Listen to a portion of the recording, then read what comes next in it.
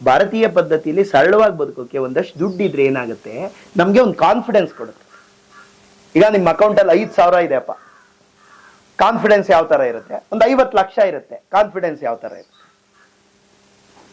5,000 ಇದ್ರೆ ಅಯ್ಯೋ ಬಾಗ್ಲು ಮುಂದಕ್ಕೆ ಬಿಟ್ಬಿಟ್ಟು ಏನೋ ಅಂಬ್ಲಿನೋ ಗಂಜಿನೋ ನೀರೋ ಕುಡ್ಕೊಂಡಿರೋಣಪ್ಪ ಅಂತ ಅನ್ಸುತ್ತೆ. ಅದೇ ಒಂದು 50 ಲಕ್ಷ ಇದ್ರೆ ಏನ್ ಬೇಕಾದ್ರೂ ಮಾಡೋಣ, ಕಾನ್ಫಿಡೆನ್ಸ್ ಬೂಸ್ಟ್ ಆಗುತ್ತೆ. ಇನ್ನು ಹಣನೇ ಸರ್ವಸ್ವ ಅಂತ ಹೇಳ್ತಿಲ್ಲ, ಹಣ ಇದ್ರೆ ಒಂದು ಕಂಫರ್ಟಬಲ್ ಆದ ಲೈಫ್ ಲೀಡ್ ಮಾಡ್ಬೋದು. ಫಸ್ಟ್ ಪರ್ಸನ್ ಅಂತ ಅಂದ್ರೆ ತಾಯಿಗೆ ಪ್ರೀತಿ ತೋರ್ಸೋದು, ಅವ್ರನ್ನ ಈ ತರ ಒಂದು ನೋಡ್ಕೊಳ್ಳೋದ್ರಲ್ಲಿ ಫಸ್ಟ್ ಪರ್ಸನ್ ಅಂತ. ನೀವೇ ಮೊದಲನೇ ವ್ಯಕ್ತಿ, ನಾವೆಲ್ಲೂ ನೋಡಿಲ್ಲ ಈ ಜನರೇಷನ್ ಅಂದ್ರೆ ಕಲಿಯುಗದಲ್ಲಿ. ಆ ವೃದ್ಧಾಪ್ಯದಲ್ಲಿ ನನ್ನ ವಯಸ್ಸಲ್ಲಿ ಏನ್ ಗೌರವ ಸಿಗ್ಬೇಕೋ ಆ ಗೌರವ ನನ್ನ ಮಗ ನನಗೆ ತಂದು ಕೊಟ್ಟಿದ್ದಾನೆ.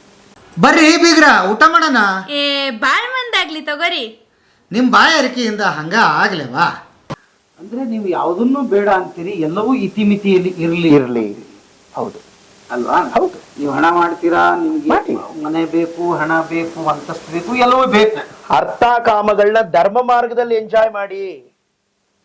ನಾನ್ ದೊಡ್ಡ ಮನೆ ಕಟ್ಟಿಸ್ಬೇಕು, ದೊಡ್ಡ ಎಂಟರ್ಪ್ರೈನರ್ ಆಗ್ಬೇಕು, ದೊಡ್ಡ ಇಂಡಸ್ಟ್ರಿ ಓಪನ್ ಮಾಡ್ಬೇಕು, ಅಥವಾ ಇಷ್ಟು 1,000 ಕೋಟಿಗೆ ಒಡೆಯಬೇಕು, ಫೈನ್ ಮಾಡಿ, ತಪ್ಪೇನಿಲ್ಲ. ಧರ್ಮ ಮಾರ್ಗದಲ್ಲಿ ಅರ್ಥ ಕಾಮಗಳನ್ನ ಧರ್ಮ ಮಾರ್ಗದಲ್ಲಿ ಎಂಜಾಯ್ ಮಾಡಿ. ಶಾರ್ಟ್ ಕಟ್ ಅಲ್ಲಿ ಅಥವಾ ಇನ್ನೊಬ್ರು ಹೊಟ್ಟೆ ಮೇಲೆ ಹೊಡೆದು ಅಥವಾ ಇನ್ನೊಬ್ರು ಹಕ್ಕನ್ನ ಕಿತ್ಕೊಂಡು ಮಾಡ್ಬೇಡಿ. ನೀವು ಹಕ್ಕಿಗೆ ಭಾಜನರಾಗಿ ಏನು ಬೇಕಾದ್ರೂ ಮಾಡಿ, ನ್ಯಾಯವಾದ ಮಾರ್ಗದಲ್ಲಿ ಮಾಡಿ. ಕಮಿಷನ್ಗಳು ತಗೊಂಡು, ಲಂಚ ತಗೊಂಡು, ಕಿಕ್ ಬ್ಯಾಕ್ಗಳು ತಗೊಂಡು, ಯಾವುದಕ್ಕೋ ಹಕ್ಕುದಾರವಾಗಿರೋ ಹಣನ ನೀವು ನಿಮ್ಮ ಸ್ವಂತ ಸುಖಕ್ಕೆ ಬಳಸ್ಕೊಂಡು ಯಾವತ್ತು ಮಾಡಿ, ಫೈನ್. ಅರ್ಥ ಕಾಮಗಳನ್ನ ಧರ್ಮ ಮಾರ್ಗದಲ್ಲಿ ಎಂಜಾಯ್ ಮಾಡಿ. ಅದೊಂದು ಅರ್ಥ ಮಾಡ್ಕೊಂಡ್ಬಿಟ್ರೆ ನೀವೇನ್ ಬೇಕಾದ್ರೂ ಮಾಡಿ.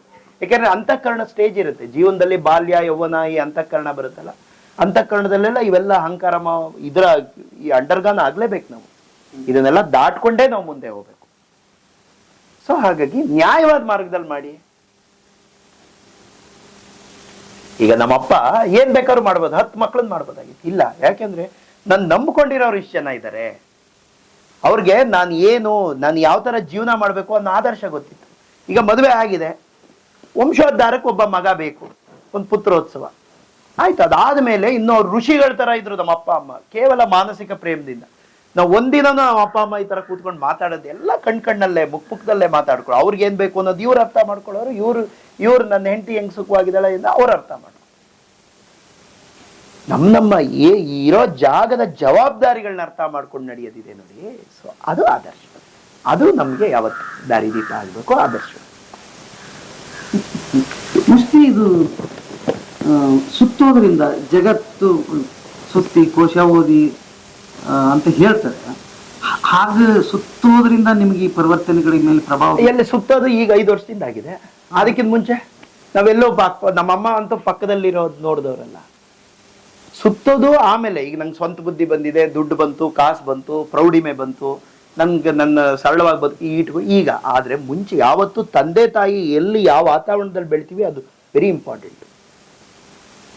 ಈಗ ಮನುಷ್ಯಂಗೆ ಜ್ಞಾನ 4 ತರ ಬರುತ್ತಂತೆ, ಬರೀ ಸುತ್ತೋದೊಂದಲ್ಲ. ಅದಕ್ಕಿಂತ ಮುಂಚೆ ಆಚಾರ್ಯ ಪಾದಂ ಆದತ್ತೆ, ಪಾದಂ ಶಿಷ್ಯ ಸ್ವಮೇಧಯ, ಪಾದಂ ಸದ್ಬ್ರಹ್ಮಚಾರಿಭ್ಯ, ಪಾದಂ ಕಾಲಕ್ರಮೇಣ. 4 ಭಾಗದಲ್ಲಿ ನಮ್ಮ ಶಾಸ್ತ್ರ ಜ್ಞಾನನ ಡಿವೈಡ್ ಮಾಡಿ ಇಟ್ಟುಬಿಟ್ಟಿದೆ ಎಲ್ಲರ ಮುಂದೆ. ಹಿಂಗೆ ಆಚಾರ್ಯ ಪಾದಂ ಆದತ್ತೆ. ನನಗೆ ಎಂತ ದೊಡ್ಡ ಗುರು ಇದ್ದಾನೆ, ನನಗೆ ಭೀಷ್ಮ, ದ್ರೋಣಾಚಾರ್ಯ, ಕೃಪುರ್ ಅಂತ ದೊಡ್ಡ ಗುರು ಇದ್ದಾನೆ. ಗುರು ಇದ್ದ ಮಾತ್ರಕ್ಕೆ ಅವ್ರ 100% ಜ್ಞಾನ ನಮಗ್ ಬರಲ್ಲ, ಕೇವಲ ಕಾಲ್ ಭಾಗ ಬರುತ್ತೆ. ನನ್ನ ಹಿಂದೆ ಪಿತಾಮಹ ಪ್ರಪಿತಾಮಹರಿದ್ದಾರೆ, ಎಲ್ಲ ಬಲಾಢ್ಯರಿದ್ದಾರೆ. ಎಂತ ದೊಡ್ಡ ಗುರು ಇದ್ರು ನಿನಗೆ 25% ಮಾತ್ರ ಜ್ಞಾನ ಬರೋದು ಮನುಷ್ಯ. ಆಚಾರ್ಯ ಪಾದಂ ಆದತ್ತೆ. ಎಷ್ಟು ಸತ್ಯ. ಪಾದಂ ಶಿಷ್ಯ ಸ್ವಮೇಧಯ, ಇನ್ನು 25% ಸೆಲ್ಫ್ ಇಂಟ್ರೆಸ್ಟ್ ಇರಬೇಕು. ಬಾಹ್ಯ ನೆರವು ಏನೇ ಇದ್ರು ನಿಮ್ ಒಳಗಡೆ ಸ್ಫುರಣೆ ಆಗ್ಲಿಲ್ಲ, ನಾನು ಜ್ಞಾನಿ ಆಗ್ಬೇಕು ಅಂತ ನೀವು ಡಿಸೈಡ್ ಮಾಡ್ಲಿಲ್ಲ ಅಂದ್ರೆ ನಾವು ಎಂತೆಂತ ನೋಬೆಲ್ ಆರಿಯಟ್ಸ್ಗಳು ನಿಮ್ ಪಕ್ಕ ಇದ್ದು ಪ್ರಯೋಜನ ಏನು? ಕಲಿಯೋಕೆ ನಿಮ್ಗೆ ಆಸಕ್ತಿ ಇರ್ಬೇಕು. ಎಸ್, ನಾನು ಮಹಾತ್ಮ ಆಗ್ಬೇಕು, ನ್ಯಾಯ ಮಾರ್ಗದಲ್ಲಿ ನಡಿಬೇಕು, ಜ್ಞಾನ ಬೇಕು, ನಂಗೆ ಸತ್ಯ ಬೇಕು. ನಿಮ್ಗೆ ಇನ್ನು 25% ಆ ಸೆಲ್ಫ್ ಇಂಟ್ರೆಸ್ಟ್ ಇಂದ ಬರುತ್ತೆ. ಈಗ ನ್ಯೂಟನ್ ಒಂದಿನ ಮನೆ ಮೇಲೆ ಕೂತ್ಕೊಂಡು ಯಾವುದೋ ಒಂದು ಚಿಂತನೆ ಮಾಡ್ತಿದ್ದ. ಒಂದು ಸೇಬು ಮರದಿಂದ ಕೆಳಗಡೆ ಬಿತ್ತು. ನಾವಾಗಿದ್ರೆ ಎತ್ಕೊಂಡು ಹೋಗ್ತಿದ್ದೋ, ತಿನ್ಕೋತಿದ್ದೋ, ಸುಮ್ಮನೆ ಆಯ್ತಿದ್ದ. ಅವನ ಇಂದ್ರಿಯಗಳು ಚುರುಕಾಗಿತ್ತು, ಸೆಲ್ಫ್ ಎನ್ಕ್ವೈರಿ ಶುರು ಆಯ್ತು, ಸ್ವಯಂ ಆಸಕ್ತಿ ಇತ್ತು. ಯಾಕೆ ಬಿತ್ತದು? ಅದು ನೇರವಾಗಿ ಹಾಗೆ ಸ್ಟ್ರೈಟ್ ಆಗಿ ಯಾಕೆ ಬಿತ್ತು? ಅಲ್ಲೆಲ್ಲ ಅಷ್ಟು ಜಾಗ ಇದೆಯಲ್ಲ, ಆ ಕಡೆ ಹೋಗೋದಾಗಿತ್ತಲ್ಲ. ಈಗ ಒಂದು ಪೇಪರ್ ಅಂತೂ ಬಿಟ್ರೆ ಹೆಂಗಾಗೋದು? ಈ ತರ ಎಲ್ಲ ವಿಮರ್ಶೆ ಈ ತರ ಇರಬೇಕು. ಯಾವತ್ತು ಲೈಬ್ರರಿಗೆ ಹೋಗ್ಬೇಕು, ಓದ್ಬೇಕು. ಆಯ್ತು, ಗುರುಗಳಿಂದ ಕಾಲ್ಭಾಗ ಪ್ರೇರಣೆ ಸಿಕ್ತು, ಇನ್ ಕಾಲ್ಭಾಗ ಸ್ವಂತ ಬುಕ್ಗಳು. ಆ ತರ ಅಲ್ಲಿ ಈ ತರ ಹೇಳಿದ್ದಾರೆ, ಇನ್ನೊಬ್ರು ಲೇಖಕರು ಈ ತರ ಹೇಳಿದಾರಲ್ಲ, ಇದೇನು? ಅದ್ರ ರಿಲೇಟೆಡ್ 100 ಬುಕ್ಗಳಿರುತ್ತೆ, ಕೂತ್ಕೊಂಡು ಓದ್ಬೇಕು. ಇನ್ನು 25% ಜ್ಞಾನ ಈ ತರ ಬರುತ್ತೆ. ಇನ್ನು 25% ಪಾದಂ ಸದ್ಬ್ರಹ್ಮಚಾರಿಭ್ಯ. ಓದ್ಬಿಟ್ಟ ತಕ್ಷಣ ಆಯ್ತು, 25 ಭಾಗ ಗುರುವಿನ ಬಂತು, 25 ಭಾಗ ಸೆಲ್ಫ್ ಇಂಟ್ರೆಸ್ಟ್ ಓದ್ದೆ. ಚರ್ಚೆ ಮಾಡ್ಬೇಕು ಸದ್ಬ್ರಹ್ಮಚಾರಿಭ್ಯ. ನಮ್ಮ ಸಮಾನ ಮನಸ್ಕರ ಜೊತೆ ಅಥವಾ ಆ ಫೀಲ್ಡ್ ಅಲ್ಲಿ ಯಾರು ಸಾಧನೆ ಮಾಡಿದ್ದಾರೆ, ಸ್ಟಾಲ್ವರ್ಟ್ ಇದ್ದಾರೆ, ಅವ್ರ ಜೊತೆ ಹೋಗಿ ನೋಡಿ ಗುರುಗಳೇ, ಅಥವಾ ನೋಡಿ ಸರ್ ಈ ತರ ನಾನು ಅಲ್ಲಿ ಓದ್ದೆ, ಈ ಕಾಂಟ್ರಡಿಕ್ಷನ್ ಇದೆ, ಆತರ ಈ ತರ ಹೇಳಿದ್ದಾನೆ, ಆತರ ಈ ತರ, ನಿಮ್ಮ ಒಳನೋಟ ಏನು, ದಯವಿಟ್ಟು ಕೊಡಿ. ಸಮಾನ ಮನಸ್ಕರ ಜೊತೆ, ಸದ್ಬ್ರಹ್ಮಚಾರಿಗಳ ಜೊತೆ ಡಿಸ್ಕಸ್ ಮಾಡ್ಬೇಕು. ಆ ಒಂದು ವಿಚಾರ ವಿನಿಮಯದಲ್ಲಿ ಇನ್ನು 25% ಜ್ಞಾನ ಬರುತ್ತೆ. ಜಾಣ ಗುದ್ದಾಡದ ಲೋಕ ಕೊಳತೈತೆ ಅಂತೆ ನೋಡಿ, ಹಂಗೆ ಜಾಣ ಗುದ್ದಾಡ್ಬೇಕು ವಿಚಾರದಲ್ಲಿ, ವೈಯಕ್ತಿಕವಾಗಲ್ಲ. ಆಗ ಅದರಿಂದ 25% ಜ್ಞಾನ ಬರುತ್ತೆ. ಯಾವ ಟೋಟಲ್ 75%. ಇನ್ನು 25% ಕಾಲಕ್ರಮೇಣ. ಬೆಂಕಿ ಸುಡುತ್ತೆ ಅಂತ ಯಾವ ಪುಸ್ತಕ ಓದ್ಲಿ, ಏನು ಮಾಡಿದ್ರು ಗೊತ್ತಾಗಲ್ಲ. ನೀವು ಸುಡಿಸ್ಕೊಂಡಾಗ್ಲೇ ಗೊತ್ತಾಗೋದು.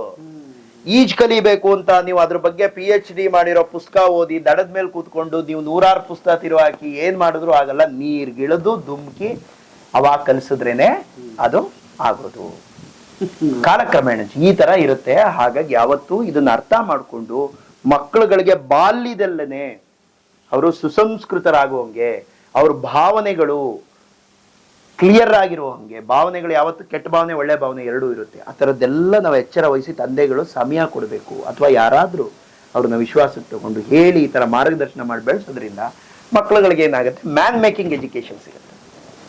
ಈಗ ಒಬ್ಬ ವ್ಯಕ್ತಿತ್ವ ನಿರ್ಮಾಣ, ಈ ಮ್ಯಾನ್ ಮೇಕಿಂಗ್ ಎಜುಕೇಶನ್ ಸಿಕ್ಕಿರೋ ಒಂದು ಲಕ್ಷಣ ಏನು ಅಂದ್ರೆ, ಹಿಮಾಲಯದಂತ ಕಷ್ಟನೇ ಬರಲಿ, ಇವನೊಬ್ನೇ ಹೋಗ್ತಾ ಇರ್ತಾನೆ, ಹಿಮಾಲಯದ ತರ ಕಷ್ಟನೇ ಬರುತ್ತೆ, ಅವನು ಅದಕ್ಕೆ ಕೇರ್ ಮಾಡಲ್ಲ.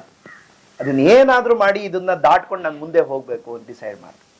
ಅದೇ ಇವನಿಗೆ ಈ ತರ ಮ್ಯಾನ್ ಮೇಕಿಂಗ್ ಎಜುಕೇಶನ್ ಸಿಕ್ಕಿಲ್ಲ ಅಂದ್ರೆ ಅದೊಂದು ಹುಲ್ಕಡ್ಡಿ, ಏನೋ ಒಂದು ಅಡ್ಡ ಬರುತ್ತೆ, ತಲೆ ಮೇಲೆ ಕೈ ಹೊತ್ಕೊಂಡು ಕೂತಿರ್ತಾನೆ. ಅದೊಂದು ಹುಲ್ಕಡ್ಡಿ ಸರಿಸ್ಬಿಟ್ಟು ಮುಂದೆ ಹೋಗೋದು ಅಷ್ಟೇ. ಅಷ್ಟಕ್ಕೆ ಒಂದು ತಲೆ ಮೇಲೆ ಕೈ ಹೊತ್ಕೊಂಡು ಕೂತ್ಕೊಂಡು. ಇಬ್ರು ವ್ಯತ್ಯಾಸ ನೋಡಿ. ಯಾವತ್ತು ಮ್ಯಾನ್ ಮೇಕಿಂಗ್ ಎಜುಕೇಶನ್ ಸಿಕ್ಕಿರೋನು ಹಿಮಾಲಯದಂತ ಕಷ್ಟ ಬಂದ್ರು ಅದ್ ಏನಾರು ಮಾಡಿ ಇದನ್ನ ಸೀಳ್ಕೊಂಡು ನಾನು ಮುಂದೆ ಹೋಗ್ತೀನಿ, ಆ ತರ ಯೋಚನೆ ಮಾಡ್ತಾನೆ. ಆ ತರ ಒಂದು ಪಾಸಿಟಿವ್ ಆಟಿಟ್ಯೂಡ್ ಇರುತ್ತೆ. ಇವನು ಮ್ಯಾನ್ ಮೇಕಿಂಗ್ ಎಜುಕೇಶನ್ ಸಿಕ್ಕಿಲ್ಲ ಅಂತಂದ್ರೆ ಇವನು ಹುಲ್ ಕಡ್ಡಿ, ಅದನ್ನ ಹಿಂಗೆ ಎಡಗೈಲಿ ಹಿಂಗೆ ಸರಿಸ್ಬಿಟ್ಟು ಮುಂದೆ ಹೋಗ್ಬೇಕು. ಆದ್ರೂ ಇವನು ಅದನ್ನ ದೊಡ್ಡದ್ ಮಾಡ್ಕೊಂಡು ಅದನ್ನೇ ಹಿಮಾಲಯದ ತರ ನೋಡ್ಕೊಂಡು ತಲೆ ಮೇಲೆ ಕೈ ಹೊತ್ಕೊಂಡು ಕೂತಿ. ಅಮ್ಮ, ಒಂದು ತುಂಬ ಕುಟುಂಬದ ಬಗ್ಗೆ ಮಾತಾಡ್ತಾ ಇದ್ರಿ. ತುಂಬ ಕುಟುಂಬ ಎಲ್ರನ್ನು ನೀವೇ ಸಾಕಿದಿರಿ ಅಂತಲ್ಲ? ಹೌದು ಅಲ್ವಾ? ನಾನು ಹೇಳ್ತೀನಿ, ಕೇಳಿಸ್ಕೊ, ನಾ ಹೇಳಿ. ತುಂಬ ಕುಟುಂಬ ಇತ್ತಲ್ವಾ? ಆ ತುಂಬ ಕುಟುಂಬದ ದಿನಗಳು ಮತ್ತು ಇವತ್ತಿಗೆ ಈ ಕ್ಷಣಕ್ಕೆ ಎಲ್ಲರೂ ಬೇರೆ ಬೇರೆ ಆಗ್ಬಿಟ್ಟಿದೀವಿ. ಬರೀ ಗಂಡ ಹೆಂಡತಿ ಅವ್ರ ಮಕ್ಕಳು ಹೀಗೆ ಆಗಿದೆ ಕಾಲ. ಏನ್ ಹೇಳ್ತೀರಿ ಅದ್ರ ಬಗ್ಗೆ? ಅಂದ್ರೆ ವಿಭಕ್ತ ಕುಟುಂಬ. ತುಂಬ ಕುಟುಂಬ ಇತ್ತಲ್ಲ, ಅದೆಲ್ಲ ಈಗ ಹೊಡೆದು ನ್ಯೂಕ್ಲಿಯರ್ ಫ್ಯಾಮಿಲಿ ಆಗ್ಬಿಟ್ಟಿದೆ. ಗಂಡ ಹೆಂಡತಿ ಬಿಬ್ರೆ ಮಗು, ಒಂದ್ ಕೆಲವ್ರು ಮಕ್ಕಳಾಗತ್ತೆ, ಈ ತರ ಹಿಂಗಿಂಗೆ ಆಗಿದೆಯಲ್ಲ, ಅದ್ರ ಬಗ್ಗೆ ಏನ್ ನಿಮ್ಗೆ ಏನ್ ಅನ್ಸುತ್ತೆ? ವಿಭಕ್ತ ಕುಟುಂಬ ಕಮ್ಮಿ ಈಗ ಅಂತ. ಅಂದ್ರೆ ಗಂಡ ಹೆಂಡತಿ ಒಳಗ ಮಗು ಒಂದೋ ಎರಡೋ ಅವ್ರ ಮಕ್ಕಳು ಒಟ್ಟ ಇಷ್ಟೇ. ಅವ್ರ ತಾಯಿ ತಂದೆಗೂ ಕೂಡ ಅಲ್ಲಿ ಬೆಲೆ ಇಲ್ಲ. ಅಂದ್ರೆ ಆ ಯಜಮಾನ ಇರ್ತಾನಲ್ಲ, ಅವರ ತಾಯಿ ತಂದೆಗೂ ಕೂಡ ಆ ಮನೇಲಿ ಜಾಗ ಇಲ್ಲ. ಅವರನ್ನ ಸಪರೇಟ್ ಇಟ್ಬಿಡ್ತಾರೆ, ಇಟ್ಬಿಟ್ಟು ಇವ್ರ ಸಂಸಾರ. ಮಕ್ಕಳು ಹಾಗಾಗೋದಕ್ಕೆ ಇಷ್ಟೊತ್ತು ಮಾತಾಡ್ತಾ ಇದ್ವಿ, ತಂದೆ ತಾಯಿನೂ ಕಾರಣ ಆಗ್ತಾರಂತ. ಮೋಸ್ಟ್ಲಿ ಹಾಗೆ ಮೂಲ ಅಲ್ಲೇ ತಪ್ಪಿದ್ಯಾ ಅಥವಾ ಇವ್ರದ್ದು ತಪ್ಪಿದ್ಯಾ ಮಕ್ಕಳದು? ಯಾರು ತಪ್ಪು ಆ ತರ ಆಗಕ್ಕೆ ಅಂತ? ಅಂದ್ರೆ ಅದ್ರಲ್ಲಿ ಮನೆ ಯಜಮಾನಂದು ತಪ್ಪಿರುತ್ತೆ ಅಲ್ವೇ? ಈಗ ಯಜಮಾನ ಅಂದ್ರೆ ಈಗ ಇವನು ಯಜಮಾನ ಅಂತ ಇವನು ಅವರ ಅಪ್ಪ ಅಮ್ಮನ ಕಡೆ ಹೇಳಿ ಮಾಡೋದಾದ್ರೆ ಹೆಂಡತಿಗೆ ಒಂಥರ ವಿರೋಧ ಆಗುತ್ತೆ. ಇವನು ಬರೀ ಅಪ್ಪ ಅಮ್ಮನ ಮಗಳ್ಕೊಂಡು ಅಪ್ಪ ಅಮ್ಮನ ಕಡೆ ಇದ್ದಾನೆ, ನಾನ್ ಮದ್ವೆ ಆಗಿ ಬಂದೆ, ನನ್ ಕಡೆ ಏನೂ ಇಲ್ಲ ಅಂತ ಒಂದು ಭಾವನೆ ಇರುತ್ತೆ. ಅವಾಗ ಏನಾಗುತ್ತೆ ಅಂದ್ರೆ ಈ ಯಜಮಾನಾದವನು ಸ್ವಲ್ಪ ಸ್ಟ್ರಿಕ್ಟ್ ಆಗಿರ್ಬೇಕು. ಸ್ಟ್ರಿಕ್ಟ್ ಆಗಿ ಅಂದ್ರೆ ತಾಯಿಗೂ ಒಂದು ಹೇಳೋದು, ಹೆಂಡತಿಗೂ ಒಂದು ಹೇಳೋದು, ಮಕ್ಕಳಿಗೂ ಒಂದು ಹೇಳೋದು, ಇನ್ಯಾರು ಸದಸ್ಯರಿದ್ರೆ ಕುಟುಂಬದಲ್ಲಿ ಅವ್ರಿಗೂ ಒಂದು ಹೇಳಿ. ಈ ತರ ಇದ್ದಾಗ ಏನೂ ಬರಲ್ಲ. ಯಜಮಾನ ಕರೆಕ್ಟ್ ಆಗಿ ಇದ್ಬಿಟ್ರೆ ಅಲ್ಲೇನು ಬರಲ್ಲ, ವ್ಯವಹಾರ ಎಲ್ಲ ಸರಿಯಾಗೇ ಇರುತ್ತೆ. ಆದ್ರೆ ಅದು ಹಿಂದಿನ ಕಾಲದಲ್ಲಿ ನಡ್ಕೊಂಡು ಹೋಗ್ತಿತ್ತು. ಆದ್ರೆ ಈ ಜನರೇಷನ್ ಅಲ್ಲಿ ಇವೆಲ್ಲ ಕಮ್ಮಿ ಆಗ್ತಿದೆ. ಇದು ಜನರೇಷನ್ ಪ್ರಭಾವ, ಏನು ಮಾಡೋಕ್ಕಾಗುತ್ತೆ. ಈಗ ಆಯ್ತು, ಆ ಮನುಷ್ಯ ಮದುವೆ ಮಾಡ್ಕೊಂಡೇನೆ ಮಾಡ್ತೇನೆ, ಸಂಸಾರನೂ ಬಿಡಕ್ಕಾಗಲ್ಲ ಅಲ್ವಾ, ತಾಯಿ ತಂದೆನೂ ಅವ್ರನ್ನೂ ಬಿಡಕ್ಕಾಗಲ್ಲ, ನೋಡ್ಕೋಬೇಕು. ಆದ್ರೆ ಅದು ಹೊಂದಾವಣಿಕೆಗೆ ಈಗ ಮನೆಗೆ ಬಂದ ಹುಡುಗಿ ಕೂಡ ಹೊಂದ್ಕೋಬೇಕಲ್ಲ ಅಲ್ವಾ, ಅವಳದು ಪಾತ್ರ ಇತ್ತು. ಮಗಂದೊಬ್ಬಂದೇ ಅಲ್ಲ, ಮಗನೂ ಸರಿಯಾಗಿರ್ಬೇಕು. ಆ ಬಂದ ಹುಡುಗಿ ಹೆಂಡತಿ ಆದವಳು, ಅವಳು ಎಲ್ಲನೂ ಅರ್ಥ ಮಾಡಿಕೊಂಡು ಹಿರಿಯರ ಸೇವೆ ನಾವು ಮಾಡಬೇಕು. ಹೇಗೆ ನಮ್ಮ ತಾಯಿ ತಂದೆ ಇದ್ರು ಅದೇ ರೀತಿ ನಾವು ಈ ಬಂದ ಮನೆಯಲ್ಲಿ ಇಲ್ಲಿ ಮನೆ ಬೆಳಕಾಗಿ ನಾವು ಬದುಕು ನಡೆಸ್ಬೇಕು. ಅವರಿಗೆ ಒಂದು ವಿಧೇಯತೆಯನ್ನ ತೋರಿಸ್ಬೇಕು, ಅತ್ತೆ ಮಾವ ಅಂದ್ರೆ ಅಂತ ಇದೆಲ್ಲ ಅವರು ಯೋಚನೆ ಮಾಡಬೇಕು. ಅವರು ಯೋಚನೆ ಮಾಡಿದ್ರೆ, ಆದ್ರೆ ಈಗಿನ ಜನರೇಷನ್ ಅದು ಕಮ್ಮಿ. ಹುಡುಗರಿಗೆ ಇನ್ನು ಮೆಚ್ಯೂರಿಟಿ ಇಲ್ಲ. ಹುಡುಗಿರು ಕೆಲವರು ಏನ್ ಮಾಡ್ತೀರಿ, ಆ ತರ ಆಗ್ಬಿಡುತ್ತೆ ಸಂದರ್ಭ. ಹಾಗಾಗಿ ಇದು ವಿಭಕ್ತ ಕುಟುಂಬಕ್ಕೆ ದಾರಿಯಾಗಿರುತ್ತೆ. ಈಗ ತಂದೆ ತಾಯಿಗಳು ಮಕ್ಕಳಿಗೋಸ್ಕರ ಎಲ್ಲವನ್ನೂ ಧಾರೆ ಎರಿತಾರೆ. ಧಾರೆ ಎರೆದು ಎಲ್ಲವನ್ನೂ ಕಳ್ಕೊಂಡಿರ್ತಾರೆ. ಮಕ್ಕಳು ಮುಂದೆ ನಮ್ಮನ್ನು ನೋಡ್ತಾರೆ, ನಮ್ಮನ್ನು ಕಾಪಾಡ್ತಾರೆ, ವೃದ್ಧಾಪ್ಯಕ್ಕೆ ನಮಗೆ ಆಗ್ತಾರೆ ಅಂತ. ಬೇಕಾದಷ್ಟು ಕುಟುಂಬಗಳನ್ನ ನೋಡಿದೀವಿ. ತಂದೆ ತಾಯಿನ ಹೊರಗೆ ಹಾಕಿದ್ದಿದೆ, ಆಶ್ರಮಕ್ಕೆ ಸೇರಿಸಿದ್ದಿದೆ, ಕೆಲವೊಬ್ಬರಿಗೆ ಅದೂ ಸಿಗದೆ ಫುಟ್ಪಾತ್ ಅಲ್ಲಿ ಜೀವನ ಮಾಡಿದ್ದಿದೆ, ಹಾಗೆ ಸತ್ತು ಹೋದವ್ರು ಕೂಡ ಇದ್ದಾರೆ. ಏನ್ ಹೇಳ್ತೀರಿ? ಅದೇ ಈ ತರ ಎಲ್ಲ ತಂದೆ ತಾಯಿಗಳನ್ನ ಮನೆಯಿಂದ ಹೊರಗೆ ಹಾಕೋದು, ಎಷ್ಟೋ ಜನ ಆಶ್ರಮದಲ್ಲಿ ಬಿಡೋದು, ಈ ತರ ಎಲ್ಲ ಇದೆ. ಕೆಲವರು ಆಶ್ರಮನೂ ಸಿಗದೆ ಫುಟ್ಪಾತ್ ಅಲ್ಲಿ ಇದ್ದು ಹಾಗೆ ಓದುತ್ತಿದೆ. ಅದ್ರ ಬಗ್ಗೆ ಏನ್ ಅನ್ಸುತ್ತೆ? ಅಂದ್ರೆ ಅದೇ ಆತರ ನಡೀತಾ ಇದೆ. ಅದಕ್ಕೆ ಅವಕಾಶ ಮಾಡಿಕೊಡ್ಬಾರ್ದು. ಯಾರು ಹೇಳಿ, ನಾವು ಮನೆಯಲ್ಲಿ ಇರೋ ಯಜಮಾನಿಗಿಟ್ಟಿರೋ ಅದಕ್ಕೆ ಅವಕಾಶ ಮಾಡಿಕೊಡ್ಬಾರ್ದು. ಒಂದು ಆ ವೃದ್ಧಾಪ್ಯದಲ್ಲಿ ಅವ್ರಿಗೆ ಏನು ಸುಖ ಸಿಗ್ಬೇಕು, ಅವ್ರಿಗೆ ಪ್ರೀತಿ ಸಿಗ್ಬೇಕು, ಮಕ್ಕಳಿಂದಾಗ್ಲಿ, ಸೊಸೆಯರಿಂದಾಗ್ಲಿ, ಮೊಮ್ಮಕ್ಕಳಿಂದಾಗ್ಲಿ, ಅದನ್ನೆಲ್ಲ ಇವ್ರು ತಿಳ್ಕೊಂಡು ನಮ್ಮನ್ನ ಹೇಗೆ ಬೆಳೆಸಿದ್ದಾರೆ ನಮ್ಮ ತಾಯಿ ತಂದೆ, ನಮ್ಮ ಹಿರಿಯರು, ಅದನ್ನ ಅನುಸರಿಸ್ಕೋಬೇಕು. ಅವ್ರು ಹೇಗೆ ನಮಗೆ ತ್ಯಾಗ ಮಾಡಿ ಎಲ್ಲಾನು ನಮ್ಮನ್ನು ಬೆಳೆಸ್ಯಾರ ಚಿಕ್ಕ ವಯಸ್ಸಿಂದ ಈ ಹಂತಕ್ಕೆ ಬರೋವರೆಗೆ, ನಾವು ಅದೇ ರೀತಿ ಅವರಿಗೆ ವಾಪಸ್ ಕೊಡ್ಬೇಕು. ಅದನ್ನ ಅವ್ರಿಗೆ ವೃದ್ಧಾಪ್ಯದಲ್ಲಿ ಗೌರವವನ್ನು ಕೊಟ್ಟು ಒಂದು ಚೆನ್ನಾಗಿ ನೋಡ್ಕೋಬೇಕು. ವೃದ್ಧಾಶ್ರಮಕ್ಕೆಲ್ಲ ಸೇರಿಸಬಾರ್ದು. ಒಂದು ಜೊತೆಲೆ ನಮ್ಮ ಜೊತೆಲೆ ಇಟ್ಕೊಂಡು ಅವ್ರನ್ನ ಚೆನ್ನಾಗಿ ನೋಡ್ಕೊಳ್ಳೋದು. ಇನ್ನೇನು ಅವ್ರಿಗೆ ಏನು ಕೇಳಲ್ಲ. ಮಕ್ಕಳುಗಳು ಏನು ಕೇಳ್ತಾರೆ, ತಾಯಿ ತಂದೆಗಳು ಮಕ್ಕಳನ್ನ ಅವ್ರು ಪ್ರೀತಿ ಬಯಸ್ತಾರೆ ಆ ವಯಸ್ಸಲ್ಲಿ ಅಷ್ಟೇ. ಅವರೇ ಎಲ್ಲ ಆಸ್ತಿ ಮಾಡಿಟ್ಟಿರ್ತಾರೆ ಮಕ್ಕಳಿಗೆ, ಏನು ಬೇಕೋ ಎಲ್ಲ ಮಾಡೇ ಇರ್ತಾರೆ. ನನ್ನ ನಂತರ ನನ್ನ ಮಕ್ಕಳು ಕಷ್ಟಪಡಬಾರ್ದು ಅಂತ ಎಲ್ಲ ಮಾಡಿಟ್ಟಿರ್ತಾರೆ.